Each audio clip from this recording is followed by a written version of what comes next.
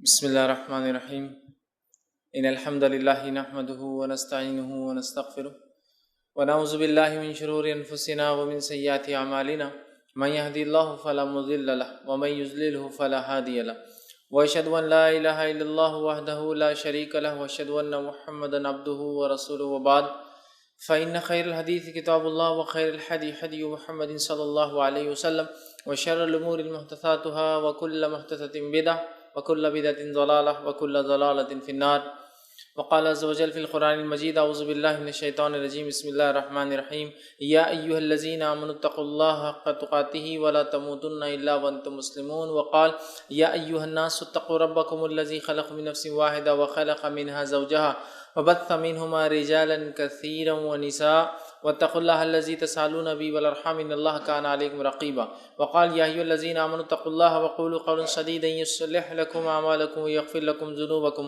ومن يطع الله ورسوله فقد فاز فوزا عظيما اللهم صل على محمد وعلى آل محمد كما صليت على إبراهيم وعلى آل إبراهيم إنك حميد مجيد اللهم بارك على محمد وعلى آل محمد كما باركت على إبراهيم وعلى آل إبراهيم إنك حميد مجيد رب اشرح لي صدري ويسر لي أمري واحلل عقدة من لساني يفقهوا قولي وقال عز وجل في القرآن المجيد أعوذ بالله من الشيطان الرجيم بسم الله الرحمن الرحيم إن عدة الشهور عند الله 12 شهرا في كتاب الله يوم خلق السماوات والأرض منها 4 حرم ذلك الدين القيم فلا تظلموا فيهن أنفسكم اما بعد تمام تعریفیں اس اللہ عز و جل کے لیے لائق و زیبا ہے جو تمام جہانوں کا بنانے والا اور اسے پالنے والا ہے، اور درود و سلام اس کے آخری نبی محمد صلی اللہ علیہ وسلم پر۔ الحمدللہ ہم تمام یہیں اس ہفتے واری درس قرآن کے لیے جمع ہوئے۔ انشاءاللہ عزیز اس مختصر سے وقت میں میں آپ تمام کے سامنے ایک بہت ہی بے انتہا اہم موضوع پر روشنی ڈالنے کی کوشش کروں گا۔ یہ وہ ٹاپک ہے جس کے تعلق سے ہم سب سنتے ہیں کئی زمانے سے کہ جو ہے اللہ رب العزت نے 4 مہینوں کو محترم بنایا ہے، تو یہ محترم مہینے کون سے ہیں، اور بالخصوص اس میں آج جو میرا عنوان ہوگا وہ ہے ذی الحجہ، اس مہینے کے فضائل۔ ان ذی الحجہ کے فضائل میں انشاءاللہ عزیز میں آپ کے سامنے اس مہینے کے فضائل اور بالخصوص اس مہینے کے ابتدائی 10 دنوں کے فضائل بھی رکھنے کی کوشش کروں گا۔ یوں تو ذی الحجہ جو یہ مہینہ ہے اس کے بہت سارے فضائل اللہ کی کتاب میں اور نبی اکرم صلی اللہ علیہ وسلم نے احادیث کے اندر اس کے فضائل بتائے ہیں۔ انشاءاللہ عزیز ان فضائل میں سے میں آج انشاءاللہ آپ کے سامنے چند جو ہے فضائل رکھنے کی کوشش کروں گا۔ سب سے پہلی چیز تو یہ کہ سارے ہی دن اللہ کی طرف سے، سارے مہینے اللہ کی طرف سے، ساری گھڑیاں جو اللہ نے بنائی وہ اللہ کی طرف سے۔ اس میں ایسی کوئی دو رائے نہیں ہے کہ کچھ گھڑیاں اللہ نے بنائی اور وہ مخصوص ہے، ٹھیک ہے۔ یہ الگ بات ہے کہ اللہ رب العزت نے کچھ گھڑیوں کو اپنے فضل سے مخصوص کر دیا، تو سارے ہی دن اللہ کی طرف سے، سارے مہینے اللہ کی طرف سے، ساری گھڑیاں اللہ کی طرف سے، اور سب کے سب اچھے ہیں۔ یاد رکھیے ساروں میں اللہ کی عبادت ہو سکتی ہے، تمام کے اندر اللہ کی معصیت گناہ سے رکنا ہے، تمام میں نیک کام کرنے کا شریعت اور اسلام ہمیں حکم دیتا ہے، یہ بات اپنی جگہ ہے۔ لیکن یہ اللہ کی طرف سے اس کا ایک فضل ہے کہ اس نے کچھ گھڑیوں کو، کچھ دنوں کو اور کچھ مہینوں کو اپنے فضل سے، عبادت کے اعتبار سے ان کی اہمیت بیان کر دی۔ تو یہ بات واضح ہونا چاہیے کہ ایسا نہ ہو کہ جب ہم محترم مہینوں کی بات کریں، جو ہے حرمت والے مہینوں کی بات کریں، تو آپ سمجھے کہ بس جتنے حرمت والے وہی اہمیت کے حامل ہے، باقی میں آپ جو چاہے کریے، معصیت، فسق، فجور، ایسا نہیں ہے۔ چونکہ ساری گھڑیاں، سارے دن، ساری راتیں، سارے دن اور جو ہے سارے مہینے اللہ کی طرف سے، لیکن اللہ رب العزت اپنے فضل سے، اپنے جود اور کرم سے جس گھڑی کو، جس وقت کو، جس مہینے کو بہتر سمجھتا ہے اس کو کچھ فضیلت عطا فرما دیتا ہے، اور اس فضیلت کی وجہ کچھ نہ کچھ عبادت ہوتی ہے اس کی جو اس گھڑی میں وہ خاص کر دیتا ہے، ٹھیک ہے۔ تو اسی طرح اللہ رب العزت نے 4 مہینوں کو حرمت والا بنایا ہے، جس طرح سے ہفتے میں دن کے اعتبار سے جمعے کو جو ہے خاص اہمیت دی گئی ہے، اسی طرح گھڑیوں میں، وقت میں، دعا کی قبولیت کے اعتبار سے رات کے آخری پہر، تہجد کے وقت یا سحر کے وقت کو اہمیت حاصل ہے کہ اللہ رب العزت پہلے آسمان پہ نزول کرتا ہے، تو یہ گھڑی کی اہمیت ہوئی، یہ جمعہ دن کی اہمیت ہوئی۔ اسی طرح ایک مہینے بھی کچھ اللہ رب العزت نے منتخب کیے، اور اللہ رب العزت نے اس کچھ فضائل، کچھ باتیں ایسی بتائی ہے جن باتوں کی وجہ سے یہ مہینہ محترم ہو جاتا ہے۔ یاد رکھیے وہ مہینہ محترم ہو جاتا ہے، یاد رکھیں، ٹھیک ہے۔ تو اللہ رب العزت نے قرآن میں سورہ جو ہے توبہ، سورہ نمبر 9 آیت نمبر 36 میں جو میں نے آپ کے سامنے تلاوت کی، خطبے کے بعد اللہ نے فرمایا ان عدۃ الشہور عند اللہ 12 شہرا فی کتاب اللہ، کہ اللہ فرماتا ہے کہ اللہ کے نزدیک مہینوں کی گنتی 12 ہے. تو اللہ کے نزدیک منتھس کی کوانٹٹی 12 ہے، تو اللہ کے نزدیک مہینوں کی گنتی 12 ہے اللہ کی کتاب میں، جس میں بیان کر دیا.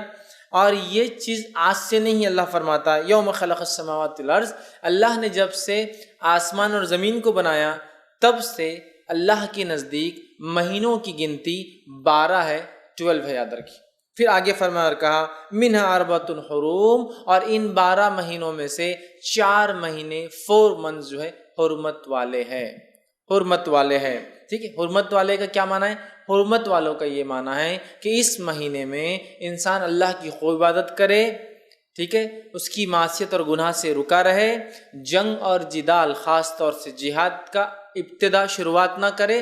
ہاں، کوئی اگر لڑنے آئے تو دفاع میں جواب دیا جا سکتا ہے، تو جنگ کی شروعات نہیں ہوں گی، معصیت اور گناہ کے کام سے بچتے رہیں گے اور نیکی میں اضافہ کریں گے. یہ معنی ہے محترم یہ حرمت والے مہینے کا. ٹھیک ہے، تو کہا ان مہینوں میں 4 مہینے حرمت والے ہیں. آگے فرمایا ذالک الدین القیم، اور یہی صحیح سلامت اور سیدھا اور قائم دین ہے. فلا تظلموا فیہن انفسکم، تو ان 4 مہینوں میں اے لوگو اپنی نفس پر ظلم مت کیا کرو. ظلم کس طرح سے؟ گناہ کر کے، معصیت کر کے، جنگ جدال کی ابتدا کر کے. تو ان مہینوں کا خاص ہمیں خیال رکھنا ہے. اور وہ کتنے مہینے؟ خاص طور سے 4 مہینے. وہ کون کون سے مہینے؟ صحیح بخاری کی روایت ہے، نبی اکرم صلی اللہ علیہ وسلم فرمایا کہا سال 12 مہینے کا ہے اور اس میں 4 مہینے حرمت والے ہیں. آپ سن فرما رہے ہیں سال 12 مہینے کا ہے، اس میں 4 مہینے حرمت والے ہیں. اور پھر فرمایا 3 تو وہ جو ایک کے بعد ایک آتے ہیں، 3 تو وہ جو ایک کے بعد ایک آتے ہیں. کون کون سے 3 جو ایک ساتھ آتے ہیں؟ ذوالقعدہ، ذوالحجہ اور محرم. یہ تینوں ایک کے بعد پے در پے جس کو بولیں گے، ون آفٹر انادر ایک آتا ہے. ذوالقعدہ شروع ہوتا ہے، ذوالحجہ اور محرم، مطلب 3 حرمت والے مہینے اٹیچ ہے ایک دوسرے سے. اور پھر فرمایا ایک وہ جو بیچ میں آتا ہے، اور اس سے مراد جو آپ نے حدیث میں فرمایا رجب ہے، الفاظ کے ساتھ بیان کی. تو 4 مہینے حرمت والے ہیں، ذوالقعدہ، ذوالحجہ، محرم، رجب. 4 مہینے یاد رکھیے یہ حرمت والے. ان مہینوں میں جنگ کی ابتدا مسلمان نہیں کریں گے، ظلم اپنی نفس پہ نہیں کریں گے گناہ کر کے، اسی طرح نیکیوں میں اضافہ کریں گے. اور کچھ مہینوں میں تو مخصوص ایام میں کیا نیکیاں کرنا ہے وہ بھی بتا دیا گیا ہے، یاد رکھیے. ٹھیک ہے، تو 4 مہینے یاد رکھیے یہ حرمت والے ہیں. اور یہ آج سے نہیں، جب سے اللہ نے زمین و آسمان کو پیدا کیا ہے، یاد رکھیے. اور ان مہینوں کے اندر ایک مہینہ ہے وہ ہے ذوالحجہ، جس کے بارے میں کچھ باتیں آج میں آپ کے سامنے رکھنے کی کوشش کروں گا کہ ذوالحجہ یہ مہینہ کیا ہے، اس کے فضائل کیا ہے اور اس کے فوائد کیا ہے، تاکہ جب یہ مہینہ ہمیں اپنی زندگی میں ملے تو اس مہینے کا ہم صحیح سے فائدہ اٹھا سکے. یاد رکھیں. ٹھیک، تو ذوالحجہ یہ قمری کیلنڈر کا، مطلب ہم چونکہ لونار کیلنڈر سے چلتے ہیں، سولار نہیں، تو قمری کیلنڈر کا یہ 12واں مہینہ ہوتا ہے. ویسے شروعات محرم سے ہوتی ہے، لیکن یہ سنت سے ثابت نہیں ہے کہ ہم محرم سے شروعات کریں. یہ الگ بات ہے کہ اس کی ضرورت تھی. عمر ابن خطاب رضی اللہ عنہ کا زمانہ تھا، 17 ہجری تھی، اور عمر ابن خطاب رضی اللہ عنہ کے سامنے ایک مسئلہ پیش آیا. کیا مسئلہ پیش آیا؟ لوگ آئے اور کہا اے امیر المومنین، ہم لوگ اکاؤنٹنگ کرتے ہیں، حساب کتاب کرتے ہیں. پرابلم یہ ہے اکاؤنٹس کے اندر کہ اکاؤنٹس کی ڈیٹ شروعات کیا لی جائے، سٹارٹ کیا ہو. مطلب ہمارے اکاؤنٹ شروع ہو کر کس چیز کو ہم فرسٹ مانے اور کس کو لاسٹ مانے. تو امیر المومنین عمر ابن خطاب نے کہا کہ کوئی نہ کوئی تاریخ یا مہینہ تو طے کیا جائے. تو آپ نے یہ سوچا، نبی اکرم صلی اللہ علیہ وسلم ذوالحجہ کا مہینہ تھا جب آپ ہجرت کر کے نکلے تھے، لیکن جب آپ مدینہ پہنچے تو وہ محرم کی پہلی تاریخ تھی. تو کیوں نہ محرم کو ہی ہم پہلا مہینہ کاؤنٹ کر لیں، تاکہ اکاؤنٹس میں، آڈٹس میں، حساب و کتاب میں، حکومتی کام کاج میں سہولت ہو کہ سال کہاں سے شروع اور کہاں اینڈ ہو. تو عمر ابن خطاب رضی اللہ عنہ فرمایا کہ محرم کو ہم فرسٹ منتھ کاؤنٹ کر لیتے ہیں، اس کے حساب سے ذوالحجہ 12 ہو جاتا ہے. لیکن یہ سنت سے نہیں ہے، لیکن بہرحال عمر ابن خطاب رضی اللہ عنہ نے اس کو محرم کو فرسٹ کیا اور ذوالحجہ کو جو ہے مطلب اس کے حساب سے لاسٹ ہو جاتا ہے. تو ذوالحجہ قمری کیلنڈر کے حساب سے ہجری سن کے اعتبار سے یہ ہجری کیلنڈر کا لاسٹ منتھ اور آخری مہینہ ہوتا ہے، یاد رکھیے. ٹھیک، اور اس کو ذوالحجہ اس لیے کہا جاتا ہے کہ اس مہینے میں حج جو ہے کیا جاتا ہے، تو حج کی نسبت سے ذوالحجہ حج کا مہینہ. ٹھیک ہے، تو حج کی نسبت سے اس کا نام ذوالحجہ پڑا۔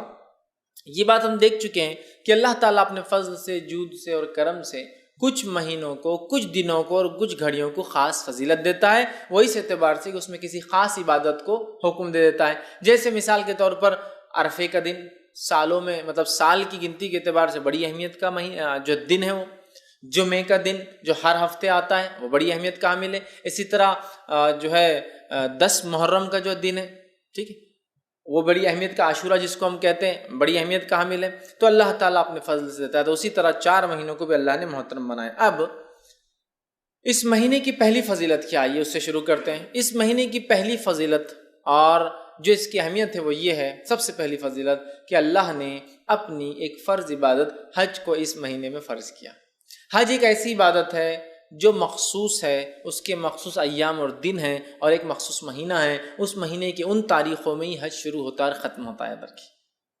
آج اگر میں کرنا چاہوں تو عمرہ کر سکتا ہوں، حج نہیں کر سکتا ہوں، یاد رکھیے، ٹھیک ہے۔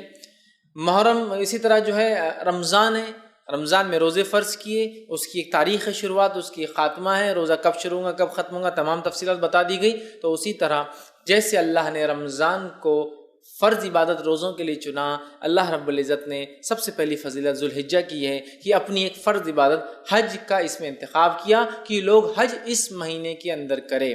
تو ذوالحجہ اس مہینے کی پہلی فضیلت یہ ہے کہ اللہ نے حج کے اندر جو ہے حج کے لیے اس مہینے کا انتخاب کیا۔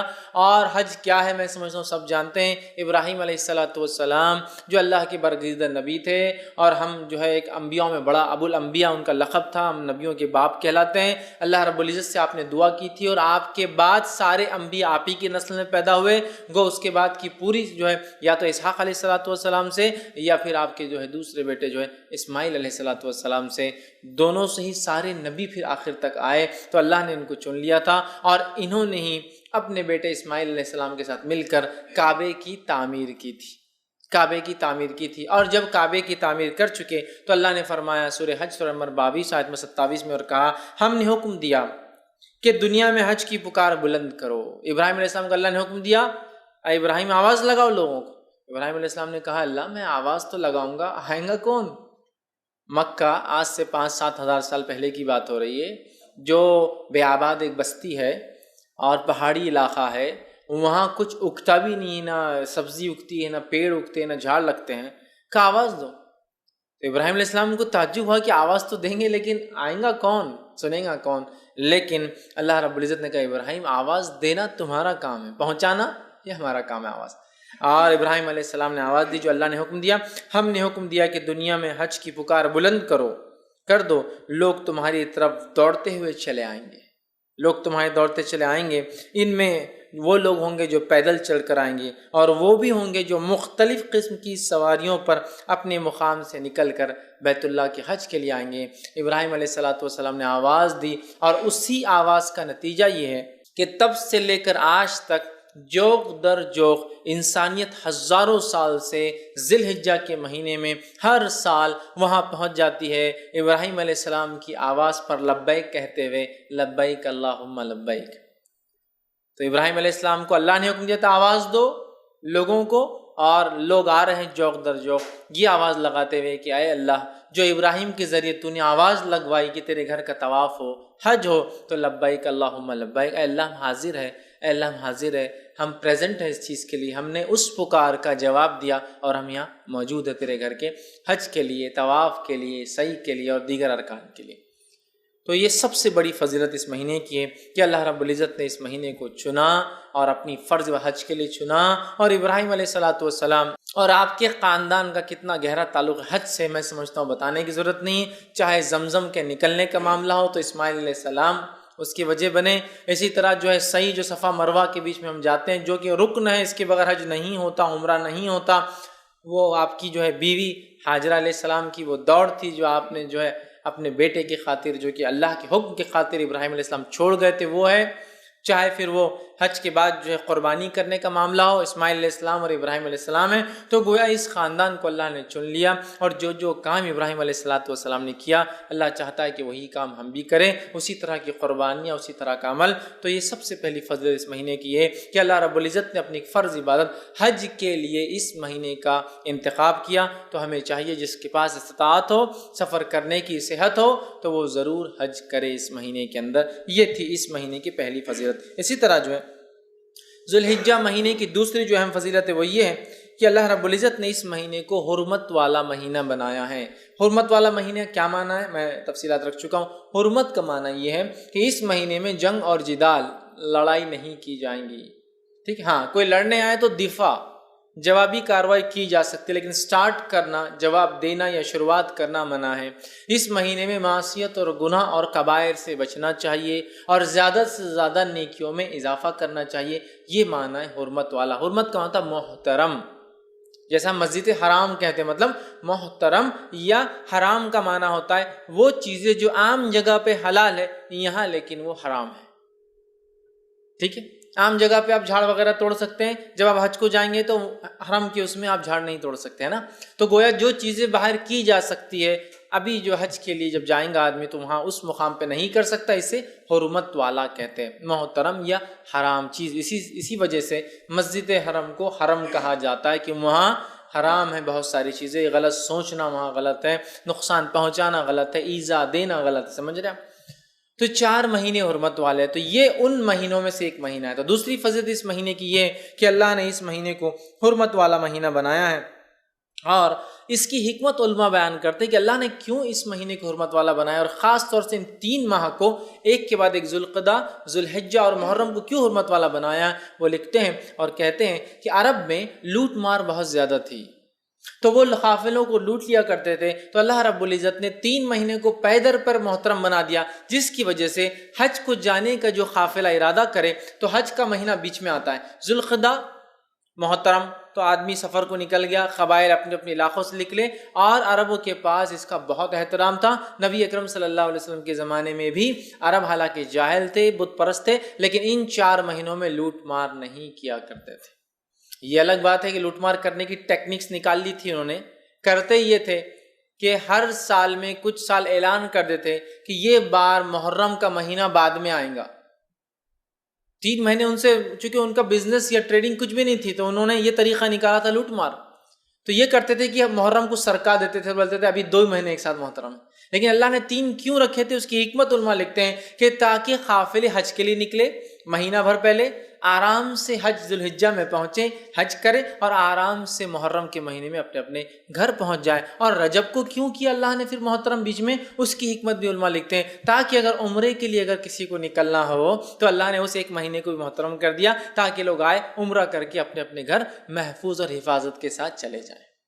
یہ حکمت علماء لکھتے ہیں، کوئی ضروری نہیں کہ یہی ہو، لیکن یہ بھی کئی حکمتوں میں سے اللہ کی ایک حکمت ہو سکتی ہے کہ حج کو چاہ کے لوگ آئے، امن و امان کے ساتھ آئے۔ 3 مہینے کو ایک ساتھ حرمت والا کر دیا، اور ایک بیچ میں تاکہ لوگ عمرے کے لیے آسانی سے آ سکیں۔ تو حرمت والا مہینہ یاد رکھیے، اور یہ اس کی بہت بڑی جو ہے اہمیت ہے، اس کو ہم نے سمجھنا چاہیے۔ اور اللہ رب العزت نے قرآن میں بیان کیا، اور اس مہینے کے تعلق سے اور حج کے تعلق سے بالخصوص، اور سورہ بقرہ سورہ نمبر 2 آیت نمبر 197 میں اور فرمایا کہا الحج شہر معلومات، اللہ فرماتا ہے اور کہتا ہے حج کے مہینے معلوم ہے اور معروف ہے، تم سب کو پتہ ہے۔ پھر فرمایا فمن فرض فیہن الحج فلا رفث ولا فسوق ولا جدال فی الحج، تو جو تم میں سے حج کا ارادہ کرے، حج کو جائے، اپنا فریضے کو پورا کرے، وہ ہر قسم کی بے حیائی سے رکا رہے، اللہ کے احکامات کی جو ہے نافرمانی بالکل نہ کرے، اور لڑائی جھگڑا ولا جدال، اور لڑائی جھگڑا حج میں نہ کرے، ٹھیک ہے؟ تو یہ بڑا محترم مہینہ تھا، اور عرب اس کو اتنا محترم مانتے تھے، اور حرم کو اتنا محترم مانتے تھے کہ اپنے اگر والد کی قاتل، باپ کی قاتل کو بھی دیکھتے تو حرم میں اس سے بدلہ نہیں لیا جاتا تھا، یا حرمت والے مہینوں میں اس سے بدلہ نہیں لیا جاتا تھا، ٹھیک ہے؟ تو ان کے بعد اس کی حرمت تھی، لیکن یہ بڑی افسوس کی بات ہے، ہم لوگوں کو 4 مہینے حرمت والے ہیں، نبی اکرم صلی اللہ علیہ وسلم حدیث میں بیان کر رہے ہیں، اتنے سارے حدیث کے ذخیرے اور علماء کے اقوال اور فقہوں کی کتابوں میں کیا کرنا ہے کیا نہیں کرنا لکھا ہوا ہے، لیکن اس کے بعد بھی ہم میں سے اکثریت ایسی ہے مسلمانوں کی جن کو حرمت والے مہینے کیا ہے یہی نہیں پتا ہے۔ اگر کسی جاب کرنے والے کو، آفس جانے والے کو یہ بولے کہ ویکینڈ کیا ہے، اگر اسے نہیں پتا ہے تو اس سے بڑا احمق اور بیوقوف کون ہو سکتا ہے؟ جو لوگ جو آفس جاتے ہیں، جاب کرتے ہیں، ویکینڈ سب کو پتا ہے، اس لیے کہ چھٹی ہوتی ہے، خوشی ہوتی ہے کہ اب ہمارا ہفتہ ختم ہو رہا ہے. کسی کا 5 دن کا ورکنگ ہوتا ہے، 2 دن کا جو چھٹی ہوتی ہے، کسی کا 6 دن کا ورکنگ ہوتا ہے، 1 دن کی، تو ویکینڈ کہتے ہیں اس کو، ہے نا. مطلب ایک چیز جس میں چھٹی اور ہم خالی ہے تو اس کی اہمیت ہم کو پتا ہے، ٹھیک ہے. تو اسی طرح حرمت والے مہینوں کے بارے میں بھی تو پتہ ہونا چاہیے نا. یہ وہ مہینے جن میں ہمیں جنگ اور جدال نہیں کرنا ہے، فسق اور فجور اور گناہ اور معصیت اور کبائر سے بچنا ہے، نیکیوں میں اضافہ کرنا ہے، اللہ کی تکبیرات بیان کرنا ہے، کچھ کے اندر کچھ میں مخصوص چیزیں بتائی بھی گئی ہے کیا کیا کرنا ہے. لیکن ہم جو ہم میں سے اکثریت حرمت والے کب آتے مہینے اور کب چلے جاتے ہیں. اور اس کی ایک اہم وجہ یہ بھی ہے کہ ہم لوگ اسلامک کیلنڈر جانتے ہی نہیں. اگر ہم میں سے، میں کہتا ہوں 100 مسلمانوں میں سے پوچھ لیا جائے کہ اسلام کے 12 مہینوں کے نام کیا، تو میں سمجھتا ہوں ہندوستان کے حد تک تو بتا سکتا ہوں 1 سے 2% لوگ ہی بتا سکتے کہ اسلامی 12 مہینوں کے نام کیا ہے. 1 سے 2% لوگ، مطلب 100 میں سے 2 لوگ بتا پائیں گے، باقی کو وہ سب پورے پتہ نہیں گڑبڑ، اردو مکس اس میں، اور پتہ نہیں فارسی نام اس میں مکس، اور پتہ نہیں کیا کیا. اگر تھوڑے بہت یاد بھی ہے تو پتہ نہیں وہ عجیب و غریب انداز، مطلب وہ نام نہیں ہے جو اسلامی نام ہے یا جو اسلامی کیلنڈر میں یوز ہوتے ہیں. ٹھیک ہے. تو ہمیں چاہیے اس جو قمری کیلنڈر ہوتا ہے، جو چاند سے چلتا ہے، جو اسلامک کیلنڈر ہے، ہجری کیلنڈر جس کو کہتے ہیں، کم از کم ان 12 مہینوں کے نام ضرور یاد کرے، تاکہ یہ حرمت والے مہینے گزرے تو یاد آئے ارے یہ حرمت والا ہے. ایٹ لیسٹ کلک تو ہوتا ہے نا کہیں نہ، ارے محرم آیا مطلب حرمت والا آ گیا، ارے ذوالحجہ آ گیا، ارے حرمت والا آ گیا، ارے ذوالقعدہ آ گیا، ارے جو حرمت والا آ گیا، ارے رجب آ گیا وہ حرمت. تو ایٹ لیسٹ نام یاد ہوں گے تو ریپیٹ ہوں گا. تو نام ہی نہیں پتا تو اب وہ حرمت والے اور غیر حرمت والے کا کیا اس میں مطلب اصطلاح فرق کیسے کریں گے بتائیے؟ شناختی نہیں ہوں گی کوئی چیز کی تو آپ اوائڈ کیسا کریں گے، یا پھر اس میں کیا کرنا ہے کیسے معلوم کریں گے؟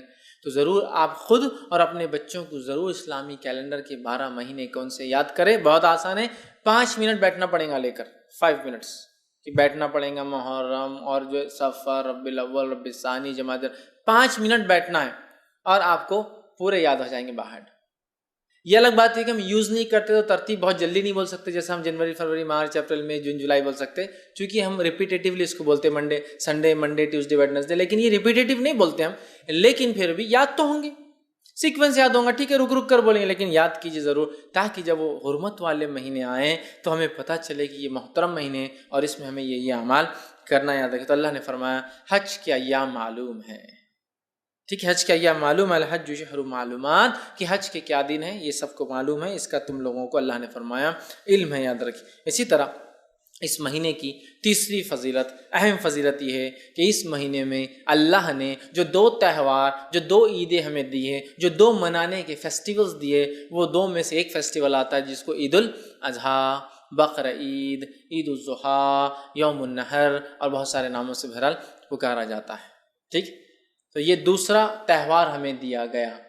ٹھیک، تو یہ مہینہ بڑی اہمیت کے اندر کی حامل ہے. ایک عید الفطر ہے جو 9ویں مہینے میں رمضان میں آتی ہے، اور ایک عید الاضحیٰ ہے جو 12ویں مہینے میں اس کی 10 تاریخ کو آتی ہے.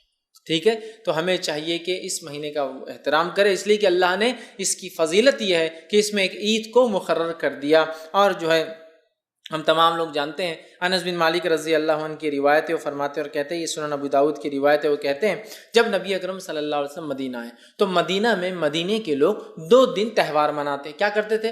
کھیلتے تھے، کودتے تھے، ملاقاتیں کرتے تھے، کھلاتے اور پلاتے تھے.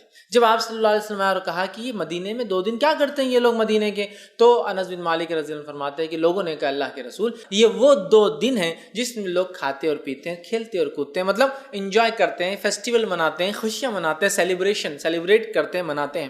تو آپ سب نے کہا اور فرمایا، حدیث کے الفاظ ہے، اللہ تعالیٰ نے تمہیں اس سے بہتر 2 دن عطا فرمائے ہیں. اللہ تعالیٰ نے مسلمانوں کو اس سے بہتر 2 دن عطا فرمائے ہیں. اور پھر فرما کہا عید الفطر اور عید الاضحیٰ، 2 دن تمہیں ان سے بہتر دیے گئے ہیں جو مدینہ میں لوگ منا رہے تھے. تو گویا عید الفطر اور عید الاضحیٰ 2 فیسٹیول ہے، 2 سیلیبریشنز ہے، 2 ایسے دن ہیں جس کو منانا ہے، تہوار جس کو بولیں گے ہندی زبان منانا ہے. لیکن آج ہمارا کیا حال ہے؟ ڈپلیکیٹ تہوار اتنے آ گئے کہ اوریجنل جب آتا ہے سیلیبریشن کا دن تو ہم بور ہوتے ہیں، ہے نا. عید الفطر آ گئی تو اکثر کا تو یہ حال ہے کہ رات بھر جا کے دن بھر سوتے پڑے ہوئے. سیلیبریشن ہے، تہوار ہے، تہوار کہتے ہیں منانے کے دن کو۔ مدینہ میں کیا کر رہے تھے صحابہ اسلام سے پہلے؟ 2 دن کھاتے تھے، پیتے تھے اور کھیلتے اور کودتے تھے اور تہوار مناتے تھے۔ مطلب وہ 2 دن انجوائمنٹ کے تھے، فل وہ لوگ ایک دوسرے کو انٹرٹین کرتے اور کھاتے اور پیتے تھے۔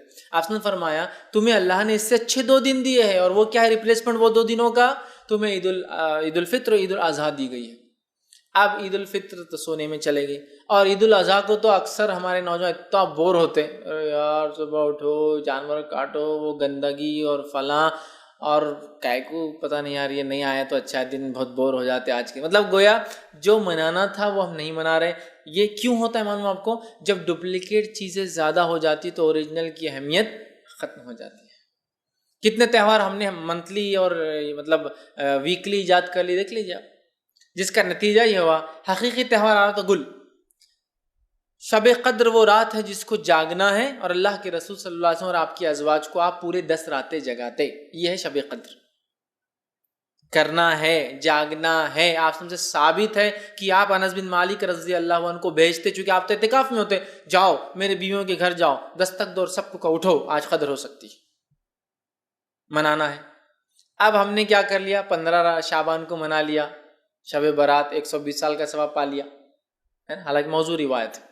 اور اس کے بعد اس سے پہلے منا لیا، کیا منا لیا؟ شب معراج، جس کا تو نہ سر ہے نہ پیر ہے اس کی بیچارے کی، نہ اس کا کوئی ثبوت ہے، اور دونوں منا لیا۔ اب قدر کی ضرورت ہی کیا رہی؟ اس لیے کہ 120 سال کا ثواب تھا، 15 شعبان کو اٹھا لیا ہمارے جو مسلمان بھائی نے۔ اب اس کو کیا ضرورت ہے شب قدر کی، جس کے بارے میں اللہ کے رسول صلی اللہ علیہ وسلم کی حدیث، جس کے بارے میں اللہ نے اپنے کلام میں 97 نمبر کا 97 نمبر کا پورا سورہ اتار دیا، اِنَّا أَنزَلْنَاهُ فِي لَيْلَةِ الْقَدْرِ وَمَا أَدْرَاكَ مَا لَيْلَةُ الْقَدْرِ لَيْلَةُ الْقَدْرِ خَيْرٌ مِنَ أَلْفِ شَهْرٍ۔ 1000 مہینوں سے افضل کا ہے اس رات کو، لیکن ہم اس کو انجوائے نہیں کر رہے، اس کو منا نہیں رہے جیسا منانے کا حق عبادتیں کر کے۔ کیوں؟ ڈپلیکیٹ نے اصل کو ختم کر دیا۔ تو اسی طرح ڈپلیکیٹ تہوار ہم نے اتنے ایجاد کر لیے کہ حقیقی تہوار، حقیقی سیلیبریشن، حقیقی عید ہم بھول گئے، چونکہ ڈپلیکیٹ عیدیں، ڈپلیکیٹ تہوار، ڈپلیکیٹ انجوائمنٹس اتنے ایجاد کر لیے، اسی کو انتہا نہیں۔ اور اس کے علاوہ سوڈو انجوائمنٹس، جھوٹے انجوائمنٹس، جس کے اندر صرف اپنی نفس کا فائدہ ہوتا ہے۔ یہ حقیقی انجوائمنٹ ہے کیا؟ عیدین حقیقی انجوائمنٹ ہے، دونوں میں کچھ نہ کچھ دینا ہے انسانیت کے لیے۔ عید الفطر میں آپ فطرہ نکال رہے ہیں، عید الاضحیٰ میں آپ گوشت تقسیم کر رہے ہیں، انسانیت کو کچھ دے رہے ہیں، جبکہ باقی جتنے انجوائمنٹ میرے اور آپ کے سب صرف ایک پرٹیکولر گروپ کو فائدہ دیتے ہیں۔ ہم سب دوست مل کے کھا رہے ہیں، اگر ہم فقیر آ گئے تو ہکا لو یار اس کو، ہاں تو کھڑا ہو گیا، اس کے دیکھنے کی وجہ سے نظر لگ جائیں گے، دیا نہیں جا رہا اس کو، ایک لمیٹڈ گروپ میں ہے۔ لیکن یہ 2 تہوار ایسے ہیں جس میں ساری امت فائدہ اٹھاتی ہے، اور بلکہ امت سے بڑھ کر انسانیت بھی فائدہ اٹھاتی ہے۔ سمجھ رہے آپ؟ تو بہرحال آپ صلی اللہ علیہ وسلم فرمائیے ہے، اور ان 2 عیدوں کے علاوہ اسلام میں کوئی جشن، کوئی عید، کوئی تہوار، کوئی منانے کا ڈے نہیں ہے۔ اس بات کو آپ بالکل گرہ باندھ کے رکھ لیں اپنے ساتھ۔ ہوتا تھا نا پہلے، لوگ یاد رکھنے کے لیے چیزیں دوپٹے پہ عورتیں جو ہے گرہ لگا دیتی تھی، یا لوگ دستیوں پہ لگا دیتے تاکہ یاد رہے کہ کچھ تو بھی کام کرنا ہے۔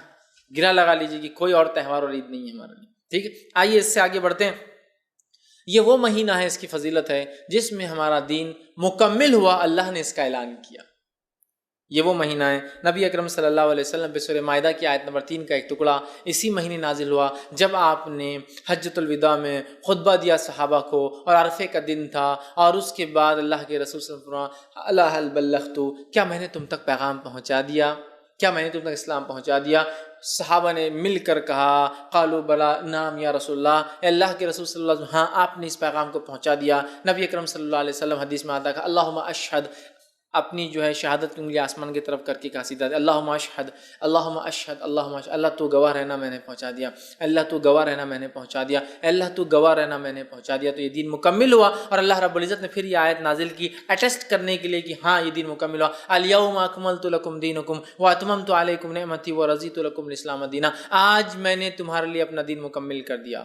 الیوم اکملت لکم دینکم واتممت علیکم نعمتی، اور میری نعمت اسلام کی شکل میں تم پر پوری کر دی، ورضیت لکم الاسلام دینا، اور جو میرے پاس یہ چیز لے کے آئیں گے جس کو اسلام کہتے ہیں، میں اس سے روز قیامت راضی ہو جاؤں گا۔ تو اٹیسٹ کر دیا اللہ نے اس مہینے میں کہ ہمارا دین مکمل ہو گیا، اور نبی اکرم صلی اللہ علیہ وسلم اس کے بعد وفات کر گئے۔ یہ آیت نازل ہوئی، اور اس کے بعد آپ صلی اللہ علیہ وسلم کی رب 12 ربیع الاول کو، اس کے چند ماہ بعد آپ کا انتقال ہو گیا۔ تو دین مکمل ہو گیا، یاد رکھیے۔ اور اس تعلق سے ایک روایت آتی ہے روایت کے الفاظ اس طرح سے، صحیح بخاری کی روایت ہے، ایک یہودی جو ہے عمر ابن خطاب رضی اللہ عنہ کے پاس آیا اور کہا امیر المومنین، اگر جو ہے مطلب یہ آخر کی بات ہے، اگر اللہ رب العزت وہ آیت جو آپ کی کتاب میں ہے اگر ہم پر اتارتا تو ہم یہودی اس دن عید مناتے۔ تو عمر ابن خطاب رضی اللہ عنہ نے کہا کون سی آیت اگر تم اترتی تم پر تو تم عید مناتے؟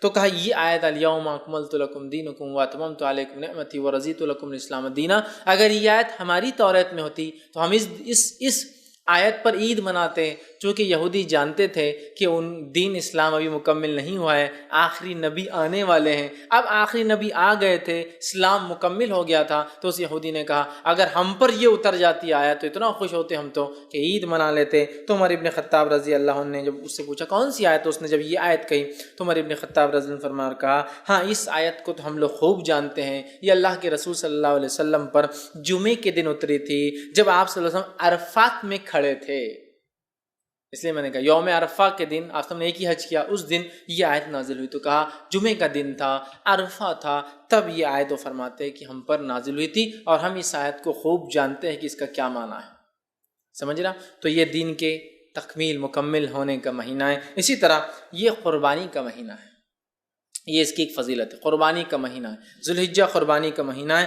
اور مسلمان اپنے باپ کہیے یا اپنے جو ہے نبی جو ہے ابراہیم علیہ الصلوۃ والسلام، جن کا بڑا ہی گہرا تعلق ہے اس دین اور اسلام سے، بیچ میں کئی انبیاء آئے اور گئے لیکن جتنا گہرا تعلق ابراہیم علیہ السلام کا دین اسلام پر ہے یا ان کا تعلق ہے، ان کے اعمال ان کے افعال، اس کی کوئی انتہا نہیں یاد رکھی، بہت گہرا تعلق۔ ابراہیم علیہ الصلوۃ والسلام کی ایک عمل، ایک قربانی کی یاد تازہ ہوتی ہے اس مہینے کے اندر، اور اسے کہتے ہیں جو ہے جانور کو ذبح کرنا، قربانی جس کو کہتے ہیں ہم، یا نہر جس کو کہیں گے یوم النہر، مطلب قربانی والا دن، خون بہانے والا دن، ٹھیک ہے؟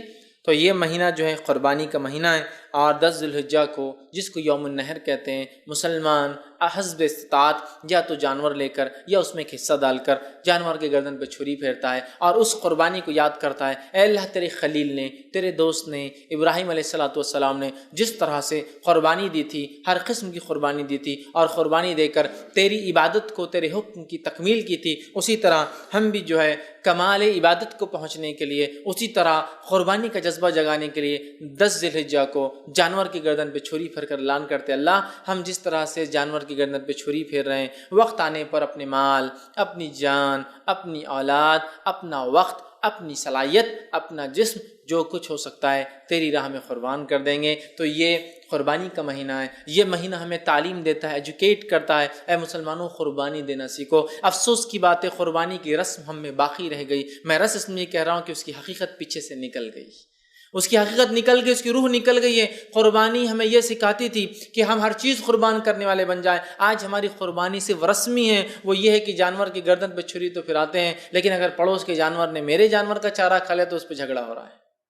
اتنا نہیں سکھا سکی کہ قربانی یہ بھی تو ہے، ایک رسم ہے، کچھ جگہ تو فخر ہے، معلوم آپ کو، جانور لا کے بالکل غیر مسلموں کو جیسا ایک بہت بڑا روب جما رہے جنگ جیتنے والے، اس دن جانور خوب گھما رہے، چرا رہے، اب یہ کریں گے، روب جما رہے ہیں، کیا کیا کر رہے ہیں۔ یہ قربانی جو سبق دینا چاہیے تھا، جو لیسن دینا چاہیے تھا، جو نصیحت ہمیں دینا چاہیے تھا، جو اس سے فائدہ ہمیں ہونا چاہیے تھا، وہ یہ تھا کہ ہمیں یہ ٹرین کرے اللہ ہم ہر چیز تیری راہ میں قربان کرنے کے لیے ریڈی ہے اور تیار ہے، لیکن نہیں کیا اس قربانی نے، وہ جذبہ نہیں جگایا، رسم باقی رہ گئی کہ وہ کر رہے ہیں، ہزاروں کا جانور لا رہے ہیں، کچھ لوگ لاکھوں کا لا رہے ہیں اور ذبح کر رہے ہیں، لیکن وہ جذبہ نہیں پیدا ہو رہا ہے قربانی دینے کا، قربان ہونے کا، اللہ سے قرب حاصل کرنے کا۔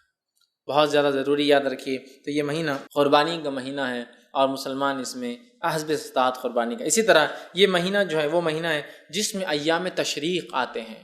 ایام تشریق کیا ہے؟ ایام تشریق وہ دن ہوتے ہیں جس کے تعلق سے اللہ رب العزت نے سورہ بقرہ میں یوں فرمایا، بقرہ سورہ نمبر 2 آیت میں 203 میں اور فرما رکھا وَاذْكُرُوا اللَّهَ فِي أَيَّامٍ مَّعْدُودَاتٍ، کہ اللہ نے فرما کہا اللہ کا بس ذکر کرو ان معلوم ایام میں، ان مخصوص ایام میں، ان فکس ڈیٹس میں۔ اور اس کی شرح کے اندر، اس کی تفسیر کے اندر علماء لکھتے ہیں، مفسرین لکھتے ہیں، اور وہ اس طرح سے آتی ہے کہ اس آیت میں جو ایام معدودات، وہ فکس ایام، وہ چند دن جس کا ذکر ہوا ہے وہ ہے ایام تشریق، 11 ذوالحجہ، 12 ذوالحجہ اور 13 ذوالحجہ۔ یہ ہے یہاں اس آیت میں مراد کہ اللہ کا ذکر کرو، بڑائی بیان کرو ان مخصوص معلوم دنوں کے اندر۔ اور وہ کون سے دن ہیں جس میں اللہ کی بڑائی بیان کرنا ہے، کبریائی بیان کرنا ہے، تمہید کرنا ہے، تحلیل کرنا ہے، تکبیر کرنا ہے؟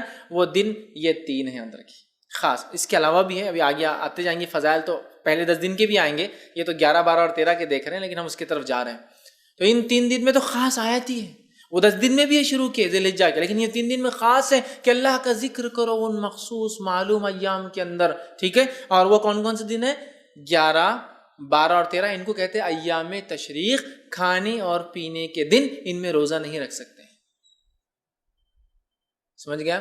تو یہ ایام تشریق جس کو اللہ نے کہا، تو یہ ایام تشریق بھی اسی مہینے میں آتے ہیں، یہ بھی اس کی فضیلت جس کو قرآن نے کہا وَاذْكُرُوا اللَّهَ فِي أَيَّامٍ مَعْدُودَاتٍ، اللہ کا ذکر کرو مخصوص ڈیز کے اندر، مخصوص ٹائم کے اندر، مخصوص جو باتیں بتائی گئی، دن بتائے گئے۔ تو یہ جو 3 ہیں، اور اس میں جو ہے 13 ذی الحجہ کی عصر تک جو ہے ایام تشریق ہوتا ہے، تب تک ہمیں جو ہے اللہ کی حمد و ثنا اور تکبیرات بیان کرنا ہے۔ اور ایام تشریق کھانے پینے کے دن، آپ سے فرمایا صحیح مسلم کی روایت ہے، ایام تشریق کھانے پینے اور اللہ کا ذکر کرنے کے دن ہیں۔ ایام تشریق کھانے پینے اور اللہ کا ذکر کرنے کے دن ہیں۔ اور ایک حدیث میں آپ نے فرمایا کہا یوم عرفہ 9 ذی الحجہ، یوم النحر 10 ذی الحجہ، ایام تشریق 11، 12 اور 13 ذی الحجہ، آپ نے فرمایا کہ جو سب کے لیے عید کے لفظ آپ نے فرمایا، حدیث کے اندر آتا ہے کہ یہ سب عید ہے۔ ابو داؤد کی روایت آپ نے فرمایا یوم عرفہ، یوم النحر، ایام تشریق اہل اسلام کے لیے عید کے ایام ہیں اور یہ کھانے پینے کے دن ہیں۔ لیکن 9 عرفہ جو حاجی نہیں ہیں وہ روزہ رکھیں گا، یاد رکھیے سنت، اور جو حاجی ہے حاجی روزہ نہیں رکھیں گا، یاد رکھیے، اس لیے کہا کہ عید کے دن ہے وہ اس کے لیے کھانے پینے کے، لیکن ہم لوگوں کے لیے جو وہاں شامل نہیں ہو سکتے وہ روزہ رکھیں گے۔ آگے بات انشاءاللہ آئیں گے، ٹھیک ہے؟ اسی طرح جو ہے ایام تشریق کو جو ایام مینا بھی کہا جاتا ہے، اس لیے کہ حاجی جب مینا میں جو ہے رکتا ہے، وقوف کرتا ہے، وہاں ٹھہرا رہتا ہے، اس لیے بھی کہتے ہیں۔ کعب بن مالک رضی اللہ عنہ بیان کرتے ہیں اور فرماتے ہیں کہ اللہ کے رسول صلی اللہ علیہ وسلم نے، صحیح مسلم کی روایت ہے، ہمیں بھیجا اور جا کر کہا جو لوگ رکے ہوئے تھے ایام تشریق میں مینا میں، اور کہا جنت صرف مومنوں کے لیے ہے اور مومن اس میں داخل ہوں گا، اور ایام مینا کھانے پینے کے دن ہے تاکہ کوئی روزے نہ رکھے اس میں، اور ایام مینا کھانے پینے کے دن ہے تاکہ کوئی اس میں روزہ نہ رکھ لے حاجی، اس نیت سے کہ یار فائدہ ہوگا ہم حج میں ہیں، ٹھیک ہے؟ تو کہا یہ کھانے پینے کے دن ہے۔ اسی طرح جو ہے ایک روایت کے اندر آتا ہے، اور اس کے الفاظ اس طرح سے کہ آپ نے فرمایا کہا حج عرفات میں ٹھہرنا ہے، حج عرفات میں ٹھہرنا ہے، حج عرفات میں ٹھہرنا۔ حج بڑے عرفات بڑا اہم دن ہے، یاد رکھیے، وہ حج کہا آپ نے، عرفات میں ٹھہرنا یہی حج ہے، آپ نے فرمایا 3 مرتبہ کہا، اور پھر فرمایا ایام مینا 3 ہیں، ایام مینا 3 ہے، ایام تشریق جو ہے آپ 3 ہیں، جو کوئی جلدی کرے اور مینا سے 2 دن میں چلا جائے تو اس پر کوئی گناہ نہیں۔ پھر فرمایا اور جو تاخیر سے جائے اس پر بھی کوئی گناہ نہیں، اور جس نے وقوف عرفات کو سورج طلوع ہونے سے پہلے پا لیا تو گویا اس نے حج کو پا لیا۔ تو یہاں دیکھیے ایام تشریق کو الگ بتایا جا رہا ہے، ایام مینا، اسی طرح جو ہے یوم النحر کا الگ، مطلب جو ہے اس سے پہلے کے دن کی الگ جو ہے باتیں آ رہی ہے۔ تو یہاں نبی اکرم صلی اللہ علیہ وسلم نے ایام تشریق کی بہرحال اہمیت بتائی اور کہا یہ جو ہے مینا میں ٹھہرنے کا چونکہ موقع ہے، اسے جو ہے ایام مینا بھی جو ہے کہا جاتا ہے، تو کہا اس میں حاجی رکیں گا، اور عرفے کے دن کو آپ نے حج ٹھہرایا، یاد رکھیے، ٹھیک ہے؟ یہ جامع ترمذی کی روایت تھی۔ اسی طرح جو ہے ہمیں چاہیے کہ ان ایام میں ہم کھائے اور پیے، ٹھیک، اس لیے کہ یہ جو ہے روزہ ان ایام میں نہیں ہوتا ہے، ایام تشریق جسے کہتے ہیں، اور اس کے اندر جو ہے ہم لوگ کھائیں گے اور پیئیں گے، اور یہ وہ ایام ہیں جن میں روزہ جائز نہیں ہے، ایک عید الفطر، دوسرا عید الاضحیٰ، اور 3 ایام تشریق، ایسے 5 دن ہیں جس میں روزہ نہیں رکھا جا سکتا، یہ ان میں سے شامل ہے، ٹھیک۔ تو ایام تشریق بھی اسی میں آتے ہیں، اس میں ہمیں اللہ کا ذکر کرنا ہے، اللہ کا ذکر۔ اب آئیے آگے ہم بڑھتے ہیں، وہ ذکر کیا ہے، میں ابھی اس میں آ رہا ہوں۔ اس مہینے کی خصوصیت ہے کہ اس مہینے میں کثرت سے تسبیح، تحلیل اور تکبیر اور تحمید کرنا ہے، یاد رکھیے، یہ مہینے کی خصوصیت ہے۔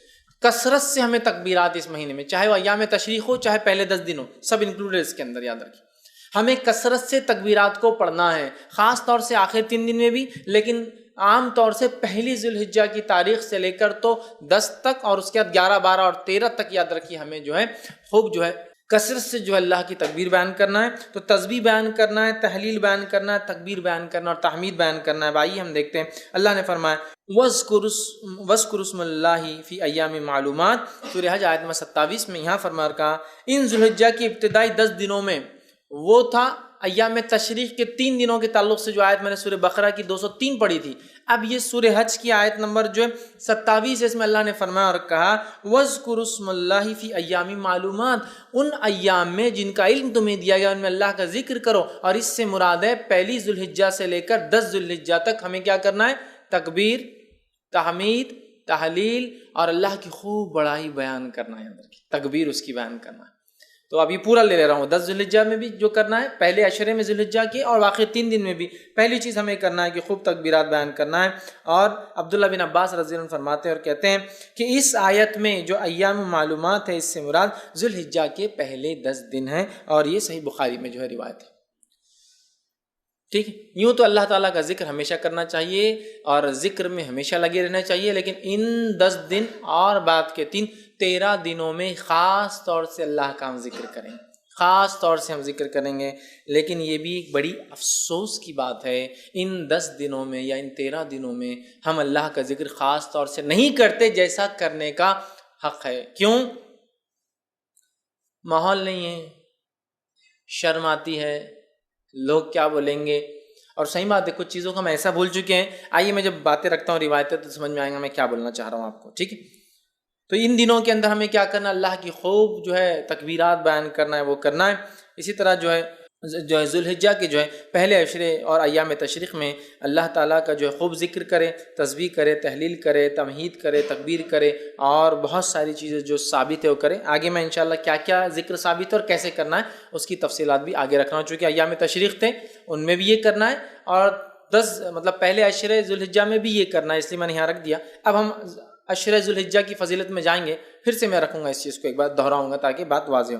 اسی طرح یہ وہ مہینہ ہے جس کے اندر یوم عرفہ آتا ہے، یہ بڑا فضیلت کا مہینہ یاد رکھیے۔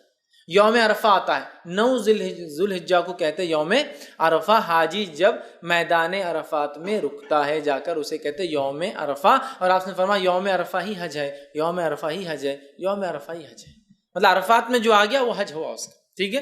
تو یوم عرفہ آتا ہے، اور یوم عرفہ جو ہے حجاج کرام جو ہے یہ بڑی فضیلت کا دن ہے، حجاج آتے ہیں اس میں رکتے ہیں۔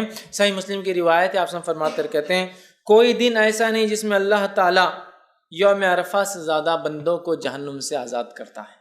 کوئی دن نہیں سال کا ایسا جس میں اللہ اتنے لوگوں کو کوانٹٹی میں جہنم سے آزاد کرتا ہے جتنا یوم عرفہ 9 ذی الحجہ کو لوگوں کو جہنم سے نجات دیتا ہے۔ اور کیوں نہ ہو، اتنے سارے حاجی ہیں اور لوگ اللہ سے دعا کر رہے ہیں، اور سارے دنیا میں جو ہے لوگ روزہ رکھ رہے ہیں اس دن سنت کے اوپر۔ ہم حاجی نہیں رکھیں گے یاد رکھیں، لیکن جو مقیم ہے جو اپنے گھر پر ہے وہ ضرور روزہ رکھے، تو اللہ تعالیٰ سنتا ہے۔ اور سب سے زیادہ اگر لوگ جہنم سے نجات پاتے ہیں کسی دن تو وہ عرفہ کا دن ہے، تو عرفہ کا دن اسی مہینے میں آتا ہے۔ ایک اور روایت جو شرح سنہ کے اندر آتی ہے اس میں الفاظ اس طرح سے کہ اس دن اللہ تعالیٰ آسمانی دنیا پر نازل ہوتا ہے اور فرشتوں کے سامنے اہل عرفات پر فخر کرتا ہے اور فرشتوں کو گواہ بناتا ہے کہ میں نے ان سب کو بخش دیا۔ اللہ تعالیٰ عرفہ کے دن انسانی آسمان پر نزول کرتا ہے اور فخر کرتا ہے فرشتوں کے سامنے، دیکھو میرے بندے کیسا جمع ہوئے، ٹھیک ہے، دیکھو میرے بندے کیسا جمع ہوئے۔ یہ وہی لوگ ہیں جن کے بارے میں جب میں نے ان کو بنانا چاہتا ان کے باپ آدم کو، تو تم نے کہا تھا کہ ہم تو ہے تیری تکبیرات اور بڑائی بیان کرنے، تو دیکھو میرے بندے یہاں جمع ہیں اور میری تکبیرات بیان کر رہے ہیں، مجھ سے دعا کر رہے ہیں، مجھ سے جو ہے رحم کی بھیک مانگ رہے ہیں، مجھ سے اپنے گناہوں کی معافی چاہ رہے ہیں اور اپنا کچھ نہ کچھ بدلہ چاہ رہے ہیں۔ تو تم گواہ رہنا فرشتوں، میں نے ان تمام لوگوں کو جو عرفات کے اندر آئے ہیں میں نے سب کو معاف کر دیا، ٹھیک ہے۔ تو اللہ تعالیٰ فخر کرتا ہے اور بخش دیتا ہے حاجیوں کو۔ اسی طرح جو ہے جو مسلمان حج نہیں کر رہا ہے وہ عرفہ کے دن کیا کریں گا؟ روزہ رکھیں گا۔ یہ نبی اکرم صلی اللہ علیہ وسلم سنت ہے۔ یہ صحیح مسلم کی روایت، آپ نے فرمایا مجھے اللہ تعالیٰ سے امید ہے کہ اس دن کا روزہ رکھنا گزشتہ اور آئندہ 2 سال کے گناہوں کا کفارہ ہے۔ مطلب عرفہ کے دن کا روزہ جو گزر گیا اور جو آنے والا 1 سال ہے، مطلب 2 سال جو ایک چلا گیا جو پاس اور جو فیوچر آنے والا ہے، 2 سال کے گناہوں کا کفارہ بن جاتا ہے۔ تو لہٰذا حاجی نہیں رکھیں گے یاد رکھیے روزہ۔ آپ صلی اللہ علیہ وسلم نے خاص طور سے صحابہ سے دودھ منگوا کر پیا تاکہ لوگوں کو پتہ چل جائے اس دن روزہ نہیں ہے، لیکن غیر حاجی ہم اور آپ اگر حج کو نہیں جاتے ہیں تو اپنے مقیم اپنے شہر میں 9 ذی الحجہ کو یا جو عرفہ کے دن جو ہم روزہ رکھیں گے یاد رکھیں، ٹھیک۔ اسی طرح جو ہے اب آئیے عشرہ ذی الحجہ کی طرف جاتے ہیں اور اپنی بات کے خاتمے کی طرف جا رہا ہوں کہ یہ تو پوری باتیں میں نے لے لی، اب وہ 10 دن کے بارے میں ہم بات کرتے ہیں۔ عشرہ ذی الحجہ جس کو کہتے ہیں، مطلب فرسٹ 10 days آف ذی الحجہ، حج کے مہینے کے پہلے 10 دن ان ایام کی بڑی فضیلت ہے، یاد رکھیے۔ پہلے ذی الحجہ سے لے کر یوم النحر مطلب 1 تاریخ سے لے کر 10 اور 10 کے دن ہم کیا مناتے ہیں؟ عید مناتے ہیں، یاد رکھیے، بقرعید جس کو کہتے ہیں عام زبان میں، ٹھیک ہے؟ تو یہ 10 دن کی فضیلت کیا ہے اس کی طرف ہم بڑھتے ہیں۔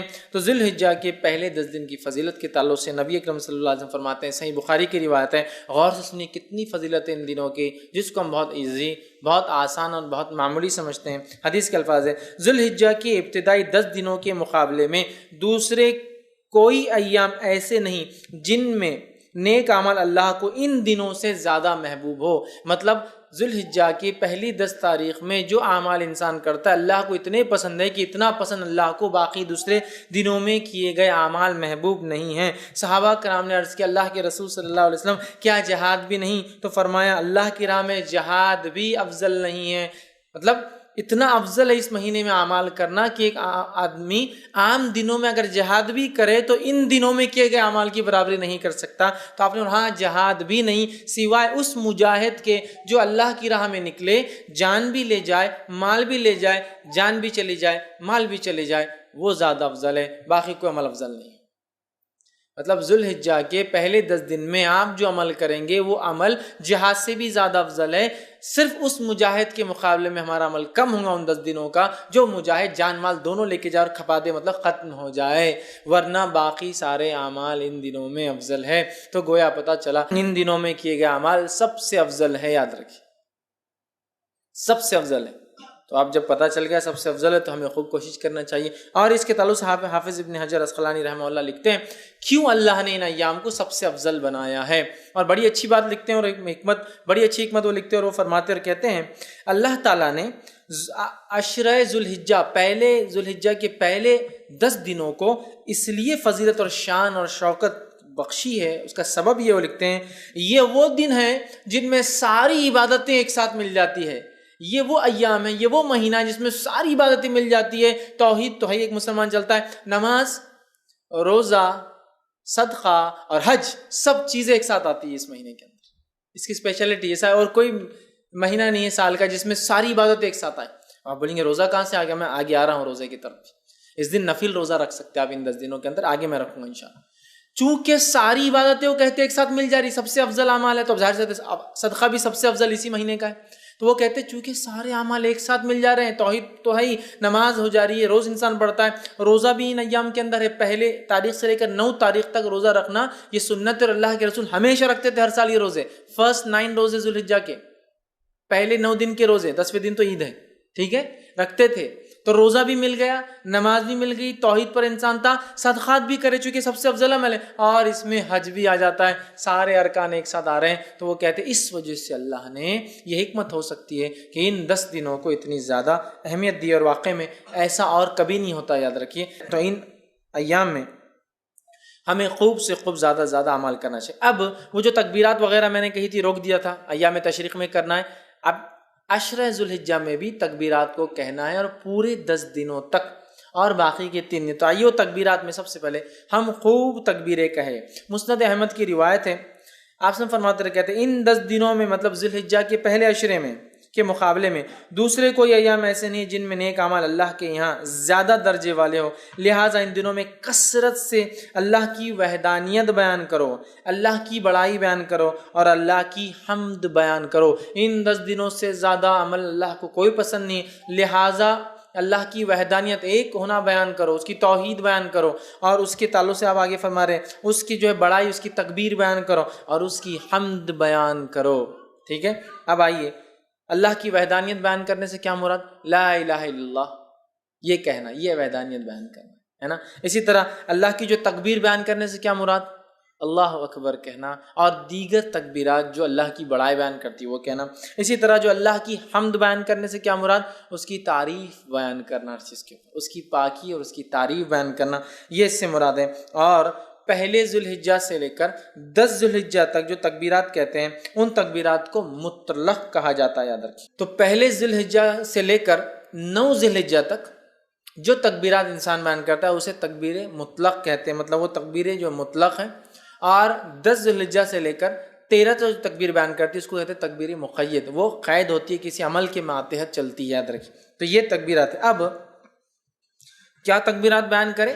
تو آئیے کچھ چند تکبیرات جو ثابت ہے وہ آپ کے سامنے رکھ رہا ہوں، جو ہم بیان کر سکتے ہیں۔ پہلی روایت مصنف ابن ابی شیبہ کی ہے، اس کے اندر آتا ہے کہ آپ جو تکبیر بیان کر رہے ہیں بڑائی وہ ہے اللہ اکبر اللہ اکبر اللہ اکبر لا الہ الا اللہ واللہ اکبر وللہ الحمد۔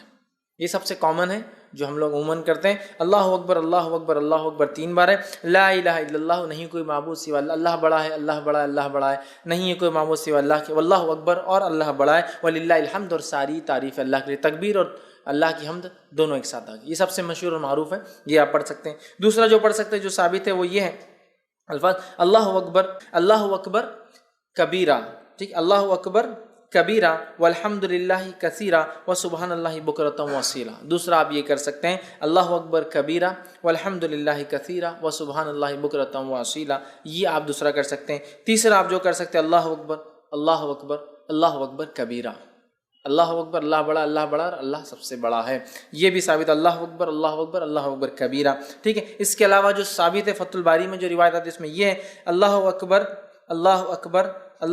کبیرہ اللہ اکبر، یہ الفاظ بھی جو ہے آپ ادا کر سکتے ہیں۔ اس کے علاوہ ایک اور جو الفاظ ثابت ہے وہ یہ ہے سبحان اللہ والحمد للہ لا الہ الا اللہ واللہ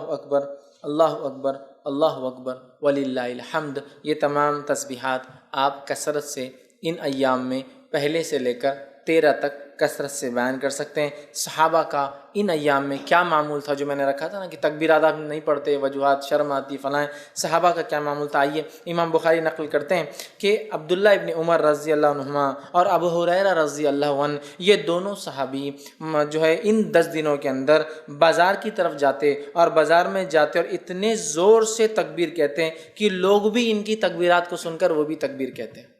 اب اگر ہمارے دور میں کوئی تکبیر بولتا گیا تو وہ ایک تو پاگل ڈکلیئر ہو جائیں گا، ایکسٹرا آرڈنری، حد سے زیادہ کہیں کو دکھاوا کر رہے بھیا تم، یہ کرنا والی چیز ہے۔ اگر یہ دکھاوا ہوتی تو صحابی کبھی نہیں کرتے تھے، یہ کرنے والے اعمال، تو یا تو وہ ہو جائیں گا یا تو پھر اللہ کا ولی ڈکلیئر ہو کے عام لوگوں سے بڑا ہو جائیں گا، اللہ کا ولی بھائی ہم نہیں کر سکتے، نیکسٹ آگے یہ ہو جائیں گا معاملہ۔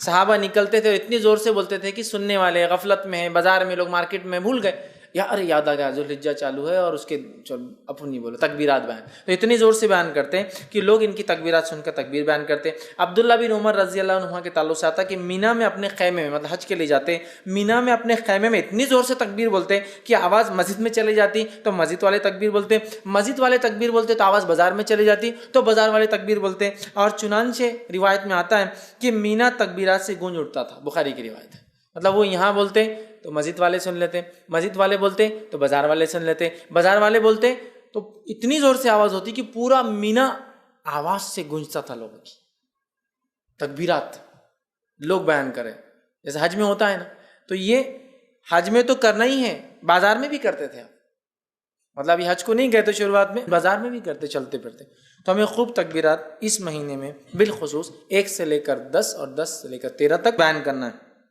تو اسے پتہ چلا کہ ہمیں چلتے پھرتے اٹھتے بیٹھتے ان میں تکبیرات بآواز بلند زور سے بیان کرنا ہے، اور عورتیں چونکہ وہ زور سے نہیں کر سکتی تو وہ پست آواز میں، ہلکی آواز میں اپنے گھروں میں کریں گی۔ ہاں، اگر گھر میں غیر محرم کے سننے کے ڈر نہ ہو تو عورتیں بھی بلند آواز میں تکبیرات پڑھیں گی۔ سمجھ لیجیے گھر میں صرف محرم ہے، بھائی ہے، والد ہے، بچے ہے، سگے بھانجے بھتیجے محرمات، تو عورت تیز بول سکتی ہے، لیکن ڈر ہو کہ غیر محرم سنیں گے تو پھر پست آواز میں بولیں گے، لیکن عورت بھی بولیں گی، اور میں تو کہتا ہوں عورت ہی پہلے بولے تو پھر بچے بھی بولیں گے، بچے تو ماں سے ہی سیکھیں گے نا، بہرحال تو عورت بھی بول سکتی ہے، ٹھیک ہے۔ اسی طرح جو ہے تکبیرات کے علاوہ ان ایام میں ہمیں کیا کرنا ہے، تو ان ایام میں ہمیں روزے رکھنا ہے۔ کون سے؟ عشرہ ذوالحجہ، پہلے ذوالحجہ کے پہلے عشرے کی بات چل رہی ہے وہ ہماری، تو اس میں کیا کرنا ہے؟ تکبیرات کے علاوہ روزے رکھنا ہے۔ نبی اکرم صلی اللہ علیہ وسلم کے تعلق سے آتا ہے، صحیح مسلم کی روایت ہے، مجھے اللہ تعالیٰ سے امید ہے کہ اس دن کا روزہ 9 ذوالحجہ، 1 سال پچھلے اور 1 سال اگلے گناہ کا کفارہ بنے گا، تو 9 ذوالحجہ کو تو رکھنا ہے، یہ غیر حاجی کے لیے، حاجی نہیں رکھیں گا۔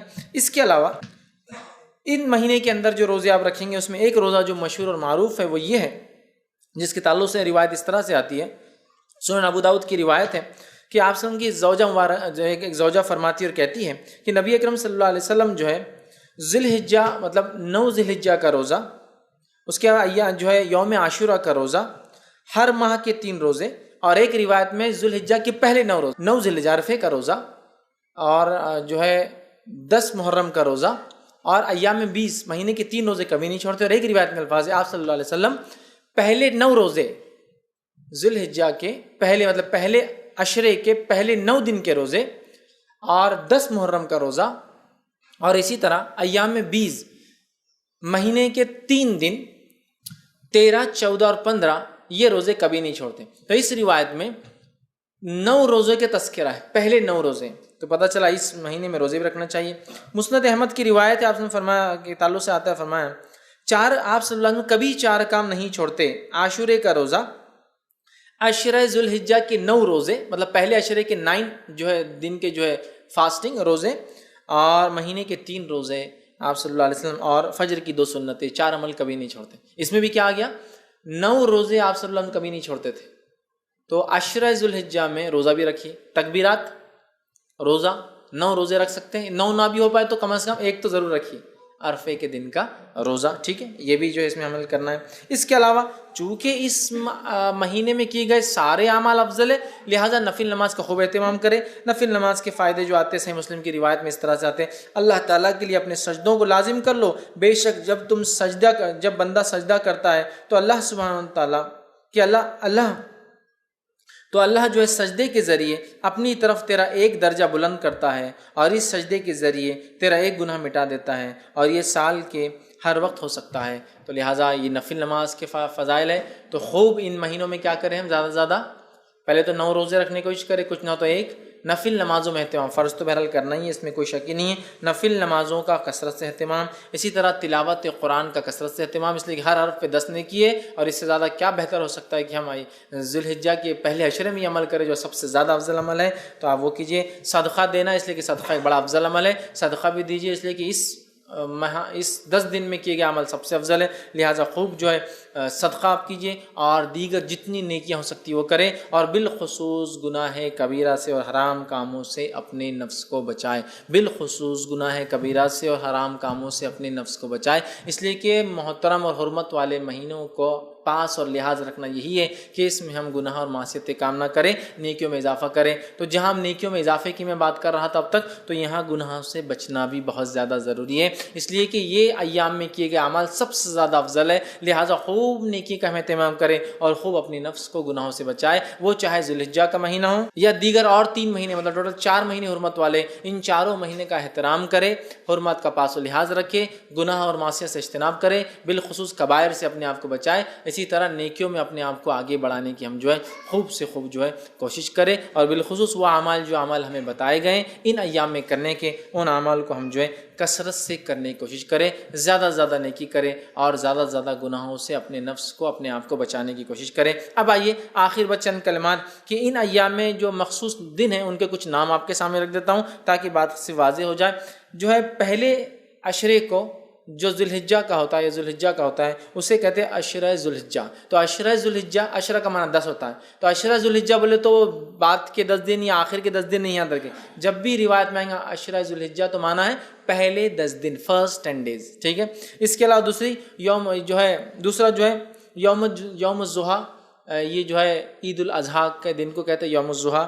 اسی طرح جو ہے ایک اور دن ایام معلومات, جو ہم نے ابھی دیکھا قرآن کی آیت میں جو ہے جو سورہ حج کی آیت میں 27 میں, وہ ہے 10, 11, 12 اور 13. یہ ایام معلومات ہیں, ان کو ایام معلومات بھی کہا جاتا ہے. کہ ایام معلومات مطلب 10 ذی الحجہ, 11 ذی الحجہ, 12 اور 13 ذی الحجہ. اسی طرح ایام تشریق 11 ذی الحجہ, 12 ذی الحجہ اور 13 ذی الحجہ کو کہا جاتا ہے. اسی طرح یوم عرفہ 9 ذی الحجہ کو یوم عرفہ کہا جاتا ہے. اسی طرح یوم النہر 10 ذی الحجہ کو, عید کے دن. یوم النہر مطلب قربانی کا دن, خون بہانے کا دن.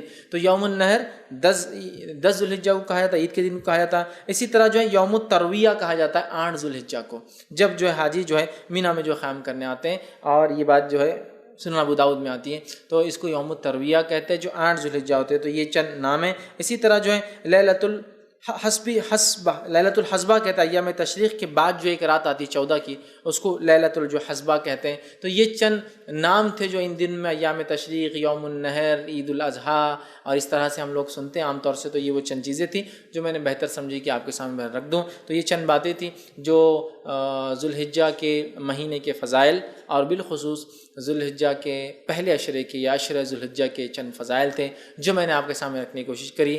بات اور بھی تھی، احادیث فضائل میں کچھ اور بھی آتے ہیں، لیکن جو چند اہم تھی، ضروری تھی، میں نے تقریباً تمام باتیں آپ کے سامنے رکھنے کی کوشش کی۔ ہمیں چاہیے کہ حرمت والے مہینے جب بھی آئے ہم ان کا احترام کریں، ان میں نیکی کرنے کی کوشش کریں، گناہوں سے اپنے نفس کو پاک کریں، حرام کاموں سے اور کبائر سے اجتناب کریں، اور خوب نیکی میں آگے بڑھنے کی ہم جو ان مہینوں میں کوشش کریں، اور جو اعمال ان مہینوں میں خاص طور سے بتائے گئے ان اعمال کو کرنے کی ہم خاص طور سے جو کوشش کریں، تاکہ اپنے رب کو ہم ان مہینوں میں، جس کو اللہ نے حرمت والا بنایا ہے، اپنی حکمت سے ان مہینوں کا صحیح سے جو فائدہ اٹھا سکیں۔ اسی پر اپنی بات کو میں ختم کروں گا۔ اللہ رب العزت سے آخر میں دعا ہے کہ اللہ سبحانہ تعالیٰ ہمیں حقیقت میں دین اسلام کو سمجھنے والا اور اس پہ عمل کرنے والا بنائے۔ ہم تمام کو حرمت والے مہینوں کی حقیقت میں حرمت کو سمجھنے کی اور اس کو پامال، اس کو برباد، اس کو خراب کرنے سے بچنے کی توفیق عطا فرمائے۔ جب تک ہمیں زندہ رکھے، اسلام اور ایمان پر زندہ رکھے، خاتمہ ہمارا ایمان پر ہو۔ آخر دعوانا الحمدللہ رب العالمین، سبحان ربک رب العزت عما یصفون وسلام علی المرسلین والحمدللہ رب العالمین۔ بسم اللہ الرحمن الرحیم، الحمد للہ رب العالمین والصلاة والسلام علی خاتم النبیین والمرسلین، رب اشرح لی صدری ویسر لی امری واحلل عقدۃ من لسانی یفقہوا قولی، اما بعد۔ جی، اگر مردوں کی طرف سے کوئی سوال ہو تو ہم پہلے لے لیں۔ السلام علیکم۔ میرا سوال یہ ہے آپ سے کہ جو عرفے کے روزے کے بارے میں بات کی آپ نے، تو عرفے کا روزہ اس دن رکھنا چاہیے جس دن حاجی عرفے کے میدان میں ہوتا ہے، یا پھر اپنے انڈین ٹائم کے حساب سے 9 ذی الحجہ کو رکھنا چاہیے؟ بھائی نے سوال کیا کہ عرفے کا روزہ انسان کب رکھے، حاجی جب عرفات کے میدان میں ہوتا تب، یا پھر 9 ذی الحجہ، اپنے علاقے کی 9 ذی الحجہ کو رکھ لے تو زیادہ بہتر بات میں یہی سمجھتا ہوں یہی ہے۔ 9 ذی الحجہ اپنی تاریخ کے اعتبار سے پھر وہ کبھی بھی ہو تب رکھ لے، اور وہ زیادہ جو ہے بہتر نظر آتا ہے۔ السلام علیکم۔ فیض بھی یہ سوال تھا کہ بعض مسجدوں میں عاشورے کی نماز بھی ہوتی ہے، کیا عاشورے کی نماز جائز ہے؟ بھائی نے ایک سوال کیا کہ بعض مسجدوں میں عاشورے کی نماز ہوتی ہے، اور میں بھی چھوٹا تھا تو میں نے ایک مرتبہ دیکھا تھا، اس کے بعد تو کبھی نہیں دیکھا کہ عاشورے کے دن مطلب وہ 10 محرم کو ایک خاص نماز ہوتی ہے، عاشورہ جس کو کہتے ہیں۔ تو یاد رکھیے 10 محرم کو کوئی خاص نماز ثابت نہیں ہے، اور جتنی بھی باتیں آتی ہیں وہ تمام بدعتیں ہیں، یا پھر وہ تمام چیزیں موضوعات میں سے، مطلب ایسی روایتیں جو من گھڑت ہے۔ تو لہٰذا عاشورہ 10 محرم کے دن کوئی خاص نماز نہیں ہے۔ آپ کو کوئی نماز پڑھنا اپنے اعتبار سے نفل، وہ ایک الگ چیز ہے، لیکن خاص طور سے اس دن کی کوئی نماز نہیں ہے، نہ ہی عرفے کی کوئی خاص نماز ہے۔ ہاں روزہ ہے، آپ رکھ سکتے ہیں، تو عاشورے کا بھی روزہ ہے جو ہمیں رکھنا ہے، لیکن اس دن کی کوئی خاص نماز نہیں ہے ترکی۔ کسی نے سوال کیا جو تسبیحات میں نے بیان کی ہے کیا عام دنوں میں بھی وہ تسبیحات پڑھ سکتے ہیں؟ تو دیکھیے میں نے شروع میں کہا اللہ کی تکبیر، تمہید، تحلیل اور تحمید یہ ایسے اعمال ہے، مطلب جس کو ذکر بولی عام زبان میں، یہ ذکر ہر بار کرنا ہے، صبح اور شام، دن اور رات۔ ہاں کچھ ذکر مخصوص ہے تو ان کو تو مخصوص تعداد میں مخصوص وقت پہ ہی کرنا چاہیے، کچھ ذکر بالکل عام ہے۔ تو میں نے جو ذکر ابھی پڑھے آپ کے سامنے، اللہ اکبر اللہ اکبر، یا اللہ اکبر کبیرہ، ٹھیک ہے، یا اللہ اکبر اللہ اکبر اللہ اکبر کبیرہ والحمدللہ کثیرہ وسبحان اللہ بکرۃ وصیلہ، یہ وہ تمام اذکار ہے جو آپ بالکل عام دنوں میں بھی کر سکتے ہیں۔ ان دنوں میں خاص یہی الفاظ سے کرنا ہے، لیکن یہ تمام کے تمام اللہ کی بڑائی بیان کرنے الفاظ ہیں۔ آپ غیر جو ہے ذی الحجہ بھی ان تکبیرات کو بیان کر سکتے ہیں، لیکن بآواز بلند نہیں کریں گے، چونکہ ذی الحجہ میں بآواز بلند کرنا ثابت ہے، تو اس کے علاوہ نہیں ہے۔ لہٰذا اگر آپ خاتون ہیں تو بالکل آپ خاموشی میں کریں گے۔ ویسے ذی الحجہ کے ابتدائی دنوں میں اگر کوئی غیر محرم سننے کا ڈر نہ ہو تو آپ بہرحال تیز بھی کر سکتی، مسئلہ نہیں ہے، لیکن غیر محرم اگر سنیں یا ڈر ہے تو اس کی میں خاموشی سے آپ کیجیے، مسئلہ نہیں ہے۔ لیکن عام دنوں میں جب آپ کریں گے تو تکبیرات بآواز بلند نہیں کریں گے، لیکن ہاں یہ تکبیرات عام ہیں، آپ اس کو عام دنوں میں بھی اور کبھی بھی کر سکتے ہیں۔ یہ اللہ کی بڑائی اور جو ہے کبریائی بیان کرنے والی چیزیں تھیں۔ جی بھائی نے سوال کیا کہ قربانی کے جانور کی عمر کیا ہو، خاص طور سے جو بکرا ہو، تو میں آپ کو بتا دیتا ہوں، جو حدیث میں لفظ آتے ہیں وہ عمر نہیں آتے بلکہ آتا ہے دانت والا ہو، ٹھیک، دانت والا۔ حدیث میں الفاظ آتے ہیں کہ مت ذبح کرو مگر دانت والا، سال والا نہیں آتا ہے۔ تو لہٰذا جو جانور اپنے دانت گرا کے دوبارہ لے آتا ہے اور جانور دو دو کر کے ان کے جوڑی میں دانت گرتے ہیں، تو دانت گر کے جب اس کے دوبارہ نئے دانت آ جاتے ہیں تو تب وہ جانور قربانی کے لائق ہوتا ہے. پھر عمر چاہے 1 سال ہو، 2 سال ہو، 3 سال ہو، اگر دانت گر کے نہیں آئے تو قربانی نہیں ہوں گی. لہٰذا بکرا عموماً 1 سال میں دانت گرا کر دوسرے سال میں لے کر آتا ہے، گائے بیل 2 سال میں دانت گرا کے عموماً تیسرے سال میں لاتا ہے، اور اونٹ 4 سال میں دانت گرا کے 5ویں سال میں جب داخل ہوتا ہے دانت نئے آتے ہیں اس کو. لیکن حدیث میں الفاظ عمر کے نہیں ہیں، وہ ہے دانت والا. لہٰذا آپ جانور کے دانت چیک کریں. جو لوگ فیلڈ میں ہیں وہ بالکل جان سکتے ہیں دانت کیسے دیکھے جاتے ہیں. دانت دیکھیں، دودھ کے دانت چھوٹے ہوتے ہیں، نئے دانت بہت بڑے بڑے آتے ہیں اور 2 2 جوڑی میں آتے ہیں. لہٰذا دانت والا الفاظ ہے. تو جس جانور کے دانت گر کر آ جائے، پورے نہیں صرف 2، جانور کے 2 2 گرتے ہیں، 2 گر کے آگے مطلب وہ لائق ہے قربانی کی، پھر 4 آتے ہیں، پھر 6 ہوتے ہیں، ایسے بڑھتے آتے ہیں، اس سے عمر بھی پتہ چلتی ہے. تو لہٰذا دانت گر کے جب آ جائے اس کے نئے 2 تو بہرحال پھر اس کو آپ قربانی کے لیے کر سکتے. تو عمر کی قید نہیں دانت کی. السلام علیکم. نظر کے جو روزے رہتے ہیں وہ اپن نفل روزوں میں ملا سکتے ہیں کہ ان کو الگ ہی رکھنا چاہیے؟ بھائی نے سوال کیا کہ جو نظر کے روزے ہوتے ہیں کہ ہم نفل روزوں کے ساتھ ملا دیں یا الگ. تو یاد رکھیں نظر کے روزے یہ واجب ہوتے ہیں، تو لہٰذا آپ کو اس کو الگ سے ہی رکھنا پڑے گا. نفل روزوں کے ساتھ یہ نہیں ہو مطلب 2 مطلب کہ نفل روزہ بھی ہو جائے نظر کا بھی ہو جائے، ایسی نیت سے نہیں ہوں گا. نظر کے روزے الگ رکھنا پڑیں گے، نفل روزے آپ کو الگ کرنا پڑیں گے. تو لہٰذا اگر کسی نے نظر مانگی تو نظر کا پورا کرنا واجب ہے، تو نظر کے روزوں کو آپ کو الگ سے رکھنا ہوگا. نفل روزوں میں آپ یہ نہیں کہہ سکتے کہ شوال کے 6 رکھ رہا ہوں تو اس میں نیت کر لو کہ اللہ شوال کا پہلا اور نظر کا، وہ ویسا نہیں ہوگا. نظر واجب ہے پورا کرنا، لہٰذا اس کو آپ کو الگ سے کرنا ہوگا. نفل روزے کو آپ کو الگ سے رکھنا ہوگا انشاءاللہ. یہ وادی جن کی کیا حقیقت ہے کہ کوئی کہتے ہیں کہ وہ جن ہمیں ڈھکلتا ہے کہ کار میں آتے تو کراس کرنی چاہیے 100 کی اسپیڈ، کیا وہ میگنیٹک کی رہتی ہے کبھی رہتی ہے؟ بھائی نے ایک سوال کیا کہ وادی جن جو ایک علاقہ ہے تو بہت سارے اس کے بارے میں غلط فہمی ہوتی ہے کہ وہاں جن رہتے ہیں اور فلاں ہیں، ٹھیک ہے، اور گاڑی جو ہے خود بخود چلتی ہے اور وہ پانی ڈال دے تو اوپر کی سمت جاتا ہے، ہائٹس کی طرف بڑھتا ہے، حالانکہ ادھر ڈھلان ہے اور ادھر چڑھاؤ ہے.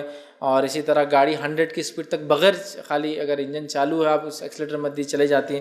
تو یاد رکھ لیجئے دنیا کے اندر ایسے کچھ اسپیشل میگنیٹک زونس ہیں، آپ نیٹ پہ ڈالیے ہو، جس میں سے وادی جن بھی ایک وہی مقام ہے جو اسپیشل میگنیٹک زون ہے. مطلب ایک ایسا مقام جہاں یہ جو ہے مقناطیسی شعاعیں جس کو بولیں گے، میگنیٹک ویوز اتنے زیادہ ہوتے ہیں اور وہ ویوز کی وجہ سے جو چیز میٹل کی ہوتی ہے یا جو چیز میں وزن ہوتا ہے وہ چیز اس ویو کی طرف اپنے آپ کو کھینچے چلی جاتی ہے. اور چونکہ کار چونکہ پوری لوہے کی ہوتی ہے، جب اس کو آپ کھڑے کر دیں تو ویوز کا اثر یہ ہوتا ہے کہ کار دھکا لے کے خود بخود چلنا شروع ہو جاتی ہے. اگر بریک نہ لگایا جائے تو بڑی رفتار سے بلکہ 100 120 کلومیٹر بلکہ مائلز کی سپیڈ تک چلی جاتی ہے بغیر ایکسیلیٹر دیے کے. تو کوئی جن دھکا نہیں دیتا ہے. جب ہم چھوٹے تو یہ بات بڑی آتی تھی، لوگ آتے تھے حج کر کے بولتے تھے وہ وادی جن میں گئے، کار کھڑی ہو گئی، وہ گاڑی کو خود جن نے دھکا دیا، لے جا کر وہاں پہنچا دیا، تو پتہ نہیں کیا کیا. تو یہ اسپیشل میگنیٹک زونس ہیں اور اسی قسم کا ایک زون پاکستان میں بھی ہے جس کو پتہ نہیں کیا وہ وادی علی بولتے ہیں کہ حضرت علی آتے ہیں اور گاڑیوں کو دھکا دے کے چالو کر دیتے ہیں. وہ بھی اسپیشل میگنیٹک زون ہے. وہاں بھی یہ ہوتا ہے کہ آپ گاڑی کو رکھیے وہ خود بخود چڑھ جاتی ہے. مطلب ہے تو علاقہ چڑھاؤ والا لیکن گاڑی اوپر کی طرف آرام سے چڑھ جاتی ہے بغیر ایکسیلیٹر دیے کہ. یہ اسپیشل میگنیٹک زون سے یاد رکھیے. اس لیے کہ اگر کوئی کہے نہیں حضرت علی کی مدد کرتے اور یہاں جن کرتے ہیں تو پھر امریکہ میں بھی ایسے زونس ہیں اور یورپ میں بھی ہے. اب وہاں کون آ کے کرتا ہوں گا؟ کرسٹوفر آ کے کرتا ہوں گا یا فرنانڈیز آ کے کرتا ہوں گا؟ کون کرتا ہوں گا؟ وہ بھی اپنے عقیدے رکھتے ہیں. تو یاد رکھیے یہ وادی جن اور ایسے کچھ مقامات دنیا میں 6 سے 7 ہے جو اسپیشل میگنیٹک زونس ہے جس میں مقناطیسی شعاعیں بہت زیادہ کام کرتی. کیوں؟ اس کے پیچھے سائنٹیفک ریزن سے ایگزیکٹلی فیکٹس تو نہیں دیے گئے لیکن کچھ ریزنس وہ کوٹ کرتے ہیں کس وجہ سے ایسا ہوتا ہوگا کہ اسپیشلی ان زونز میں. تو وادی جن بھی ایک ایسا ہی مقام ہے جہاں اسپیشل میگنیٹک زون ہے جہاں بہت زیادہ مقناطیسی شعاعیں ہوتی ہے جس کے نتیجے میں کوئی چیز جو وزن رکھتی ہو یا خاص طور سے دھات کی ہو وہ اس چیز کی طرف دھکا پا کر چاہے وہ چڑھاؤ کیوں نہ ہو وہ ویو جس طرف کھینچ لے جاتی اس طرف اس کو پش کرتی ہے یا دوسرے زبان میں پل مطلب کھینچتی ہے اپنی طرف جس کی وجہ سے چیزیں چلنا شروع ہو جاتی ہے. اور وہی نتیجہ ہے کہ گاڑی وہ ہو رہی ہے کوک کا ڈبہ ڈال دیے تو اوپر کی طرف چڑھتا ہے. مطلب ادھر چڑھاؤ ہے ادھر ڈھال ہے لیکن وہ چڑھاؤ کی طرف چڑھتا ہے ڈبہ اس لیے کہ وہ مقناطیسی شعاعیں جو اس کے ساتھ ایسا عمل کرتی ہیں. تو لہٰذا وہ اسپیشل میگنیٹک زونز میں سے دنیا کے اس کی اگر آپ کو اسٹڈی کرنا ہے تو ویکیپیڈیا پہ جا کے آپ ڈالیے اسپیشل میگنیٹک زونس یا وادی جن تو وہ پوری تفصیلات دے دیں گا کیوں یہ فینومینا ایسی چیز وہاں ہوتی ہے اور سائنٹیفک بیسس انشاءاللہ انہوں نے ایکسپلین کرنے کی اس میں کوشش کی ہے. تو کوئی حقیقت میں وہاں جن نہیں ہے, کوئی جن دھکا نہیں دیتا ہے, نہ ہی کوئی جس طرح سے لوگوں نے ولیوں اور پیروں کے نام پہ کہہ دیا کہ یہاں گاڑی بن بھی چلی جاتی ہے. سارے اسپیشل میگنیٹک زونس ہیں جہاں اس طرح سے بہرحال یہ چیزیں ہوتی ہیں. السلام علیکم.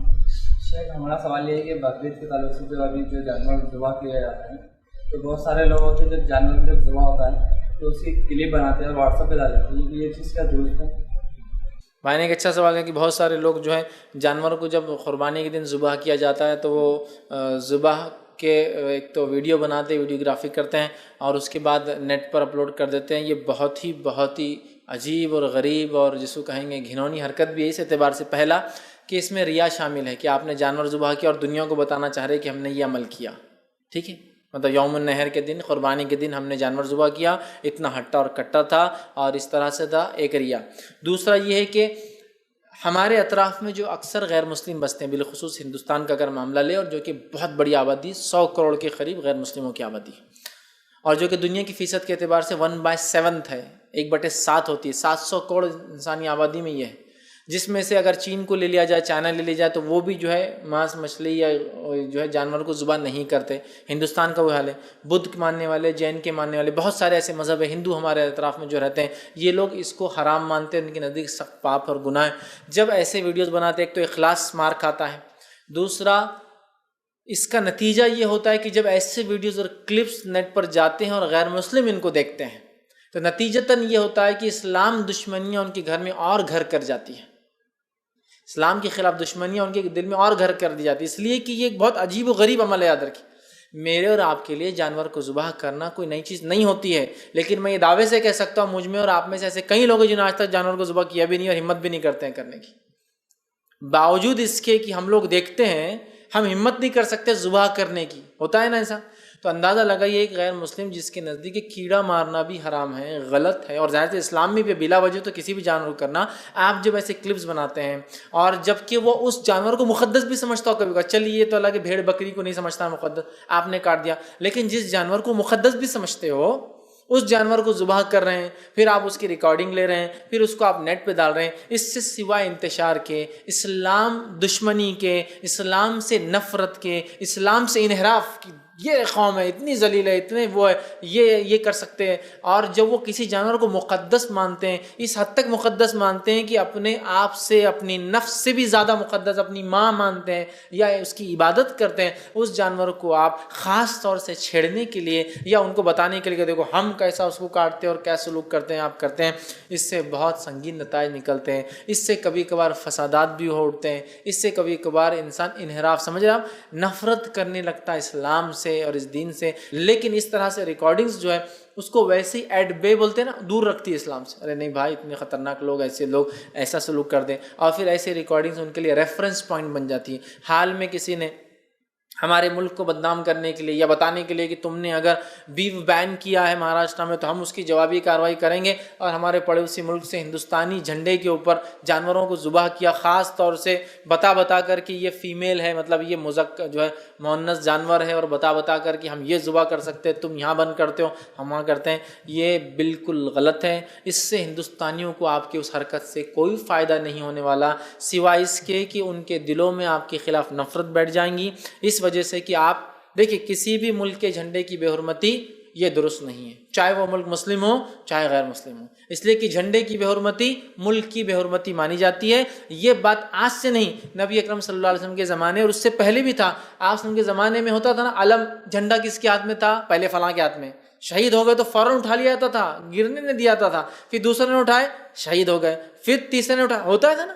آپ نے کتنے واقعے سنے، جعفر ابن ابی طالب رضی اللہ عنہ جو شہید ہوئے ہے نا، تو 3 صحابی شہید ہوئے تھے، جھنڈے لیے، ہاتھ کاٹ دیے تو دوسرے ہاتھ میں لیے، دوسرا ہاتھ کاٹ دیا تو گردن سے پکڑے، پھر گردن کسی نے مار دیا، جھنڈا گر گیا، پھر چوتھے نے آگے ڈنڈا اٹھا لیا، اور وہ خالد بن ولید تھے نا، جنگ مؤتہ میں ہوتا ہے۔ تو فلیگ جو ہوتا ہے، جھنڈا جو ہوتا ہے کسی بھی قوم کا، کسی ملک کا، وہ اہمیت ہوتی ہے، اس کا ایک مقام ہوتا ہے، اس کی مطلب اس کی بے حرمتی ملک کی بے حرمتی مانی جاتی ہے۔ تو آپ کسی ملک کو اس طرح سے کریں گے بے حرمتی، پھر وہ ملک غیر مسلم ان کو یہ چیز کا بہت زیادہ احترام ہے، بہت چلیے ہم سے کچھ ہو جاتا، ہم سے بہت زیادہ احترام ہے، پھر آپ اس جھنڈے کے ساتھ وہ سلوک کریں گے، اس پر جانور ذبح کریں گے، اس سے دعوت اسلام میں بہت شدید رکاوٹیں آئیں گی۔ آپ وہ کر کے کوئی شکتی پردرشن اور کوئی بتا نہیں سکتے کہ ہماری قوت ہے، اس لیے کہ آپ وہاں سے یہاں آ ہی نہیں سکتے۔ رہا مسئلہ یہاں رہنے والے سکون سے، امن و امان سے رہنے والے مسلمانوں کو ویسی حرکت اور ویسے ویڈیو سے اشتعال جس کو بولتے ہیں نا خامخواہ کی جوش پیدا ہوتا ہے، جس سے ہو سکتا ہے کوئی غلط حرکت کر بیٹھے. تو میں کہوں گا اور مسلمانوں سے اسپیشل اپیل کروں گا، بقرعید پھر آ رہی ہے، کہ اللہ کے لیے کوئی ویڈیو نہ بنائے، اس لیے کہ ویڈیو بنانے کا میں سمجھتا ہوں کوئی بینیفٹ بھی نہیں ہے، فائدہ نہیں ہے. اس سے ایک تو ریاکاری ہوگی، دوسرا اقوام عالم جو ہے جو جانور کو ذبح کرنے کے خلاف ہے، وہ لوگ انحراف سمجھتے نا، نفرت کرنے لگیں گے اس امن اور امان والے دین سے. کیوں یہ قربانی ہے؟ جب وہ اسلام کو سمجھیں گے نا تو قربانی کو سمجھ لیں گے. لیکن آپ کے ایسے ویڈیوز اگر قربانی کی وجہ سے اسلام سے دور رکھ دیں ان کو، تو پھر کب آئیں گے اور کب سمجھیں گے؟ بتائیے مجھے. یہی ریکارڈ کر کے نیٹ پہ ڈالنا، میں کہوں گا اللہ کے لیے بالکل بالکل بالکل مت ڈالیے. یہ دعوت اسلام میں روڑا بنتا ہے، اسلام سے انحراف کی وجہ بنتا ہے، اسلام سے دوری کی وجہ بنتا ہے، مسلمانوں سے نفرت کی وجہ بنتا ہے، کہیں کہیں تو فساد اور فتنے کا یہ باعث بنتا ہے، اور کہیں کہیں غیر مسلم تنظیموں کو ہمارے خلاف اگر کسی کو بغاوت کروانا ہے تو یہ ویڈیوز اس میں سپورٹ کرتے، دیکھو تم جس کی بات کرتے یہ سلوک کرتا ہے، یہ تمہارا مسلمان بھائی، اور تم کیا اس کو بھائی بھائی بول رہے ہو، اور کائی کی جو ہے یہ مسلمان کبھی بھائی نہیں ہو سکتا تمہارا، یہ تو فلاں کرتے ہیں، تو فلاں کرتے ہیں. تو کیوں یہ چیز کر رہے ہیں؟ یہ اسلام کا ایک حصہ ہے، جب وہ اسلام سمجھیں گا تو یہ بھی سمجھیں گا. تو میں اپیل کروں گا خاص طور سے مسلمانوں سے، اور ویڈیو کیمرے تو اتنے عام ہو چکے، بالکل مت ریکارڈ کیجیے. یہ کوئی فخری علامت بھی نہیں ہے کہ جانور کو ذبح کیا تو بہت فخر ہے، یا اللہ تعالیٰ کے پاس یہ ویڈیو گواہ بننے والا اللہ اس نے ذبح کیا تھا. اللہ کو تو سب پتہ ہے، اس کے فرشتے ہر چیز لکھ رہے ہیں، ہے نا. لیکن اس ویڈیو کے جو نقصانات ہیں، اس کے فائدوں کے مقابلے میں سمجھتا ہوں اتنے زیادہ ہے کہ میں یہ کہوں گا بالکل ریکارڈ ہی مت کیجیے. کیوں رکھتے ہو اپنے ہینڈ سیٹس میں بھی ایسی چیزیں ریکارڈ کر ختم کر دیجیے، اس کی ہمیں ضرورت نہیں ہے، ٹھیک ہے. اور لہٰذا اجتناب کیجیے، ایسی چیزیں بہت زیادہ فتنے اور فساد کی جو ہے باعث اور وجہ بنتی ہیں. السلام علیکم. قربانی میں جو ہم حصہ رکھتے ہیں تو کیا گھر میں ایک کی طرف سے رہیں گا یا سب کی طرف سے رہیں گا؟ بھائی نے سوال کیا کہ قربانی جو کرتے ہیں تو حصہ ایک کی طرف سے رہیں گا یا سب کی طرف سے رہیں گا. اب یہ موقع بھی بہت اچھا ہے کہ سنت کو واپس ریوائیو کیا جائے، کہ آپ سن کے زمانے میں ابو ایوب انصاری رضی اللہ عنہ فرماتے ہم اپنی طرف سے اور اپنے اہل و عیال کی طرف سے ایک جانور ذبح کرتے، ایک بکری ذبح کرتے. تو کسی نے سوال کیا ابو ایوب انصاری سے، ایک بکری ذبح کرتے پورے کرتے، اور گھر میں 80 لوگ ہو تو کہا 80 لوگ بھی ہوتے تو ہم ایک ہی بکری ذبح کرتے. تو پتہ چلا ایک حصہ پورے خاندان اور گھر کی طرف سے کافی ہو جاتا ہے. یاد رکھیں، ہاں اللہ نے دیا ہے تو 1 2 10 20 25 50 100 کیجیے، وہ ایک الگ ایشو ہے. لیکن کفایت جس کو بولتے ہیں نا، قربانی ہو جائے، ایک حصہ اپنی طرف سے اور اپنے گھر والوں کے مطلب بیوی اور بچوں کی طرف سے کافی ہے. جس کو عام زبان میں کہوں گا ایک کمانے والا ایک حصہ ڈالے، یا ایک چولہا ایک حصہ ڈالے.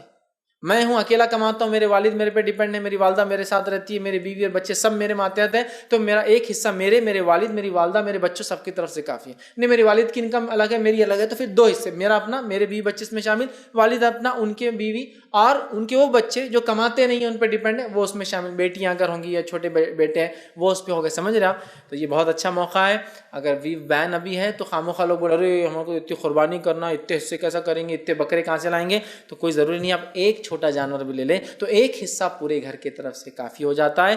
لیکن اللہ نے طاقت دی تو آپ ایک سے زیادہ کر سکتے ہیں، میں اس سے نہیں روک رہا ہوں، لیکن بتانا یہ چاہ رہا ہوں کہ ایک حصہ آپ کی طرف سے اور آپ کے گھر کی طرف سے کفایت کر جائیں گا. مطلب ایک ارنر ہے، آپ ایک ذمہ دار ہے، ایک کمانے والے، تو جتنے لوگ آپ کے ماتحت ہیں کافی ہو جائیں گا. تو لہٰذا اگر آپ ایک بکری ذبح کر دیں یا ایک بکرا کر دیں تو سارے خاندان کی طرف سے ایک چھوٹا جانور ہو جائیں گا. اور بڑے جانور میں 7 خاندان ہو سکتے ہیں، 7 افراد نہیں، خاندان، ٹھیک ہے، 7 فیملی شامل ہو سکتی ہے. السلام علیکم. جو 9 ذی الحجہ کا جو روزہ ہے تو ایک روزہ رکھے تو اگلے اور پچھلے 2 سال کے گناہ معاف ہوں، ایک روزہ، یا پھر 1 سے 9 تک 9 ذی الحجہ. میں نے سوال کیا کہ 1 سے 9 ذی الحجہ کے روزے 2 سال کے گناہ کفارہ ہے یا صرف ایک؟ تو یاد رکھیے 9 ذی الحجہ کا عرفے کا ایک روزہ 2 سال کے گناہ کفارہ ہے. لیکن آپ میں 1 سے لے کر 9 تک رکھتے تھے، تو اگر آپ 1 سے لے کے 9 رکھ سکے ٹھیک، نہ بھی رکھ سکے تو صرف ایک روزہ رکھنا ہے 9 کا، تو انشاءاللہ عزیز وہ 2 سال کے گناہوں کا کفارہ ہو جاتا ہے. ٹھیک ہے، اسی پر ہم اپنی بات ختم کریں گے. وآخر دعوانا الحمدللہ رب العالمین. سبحان ربک رب العزۃ عما یصفون وسلام علی المرسلین والحمد للہ رب العالمین.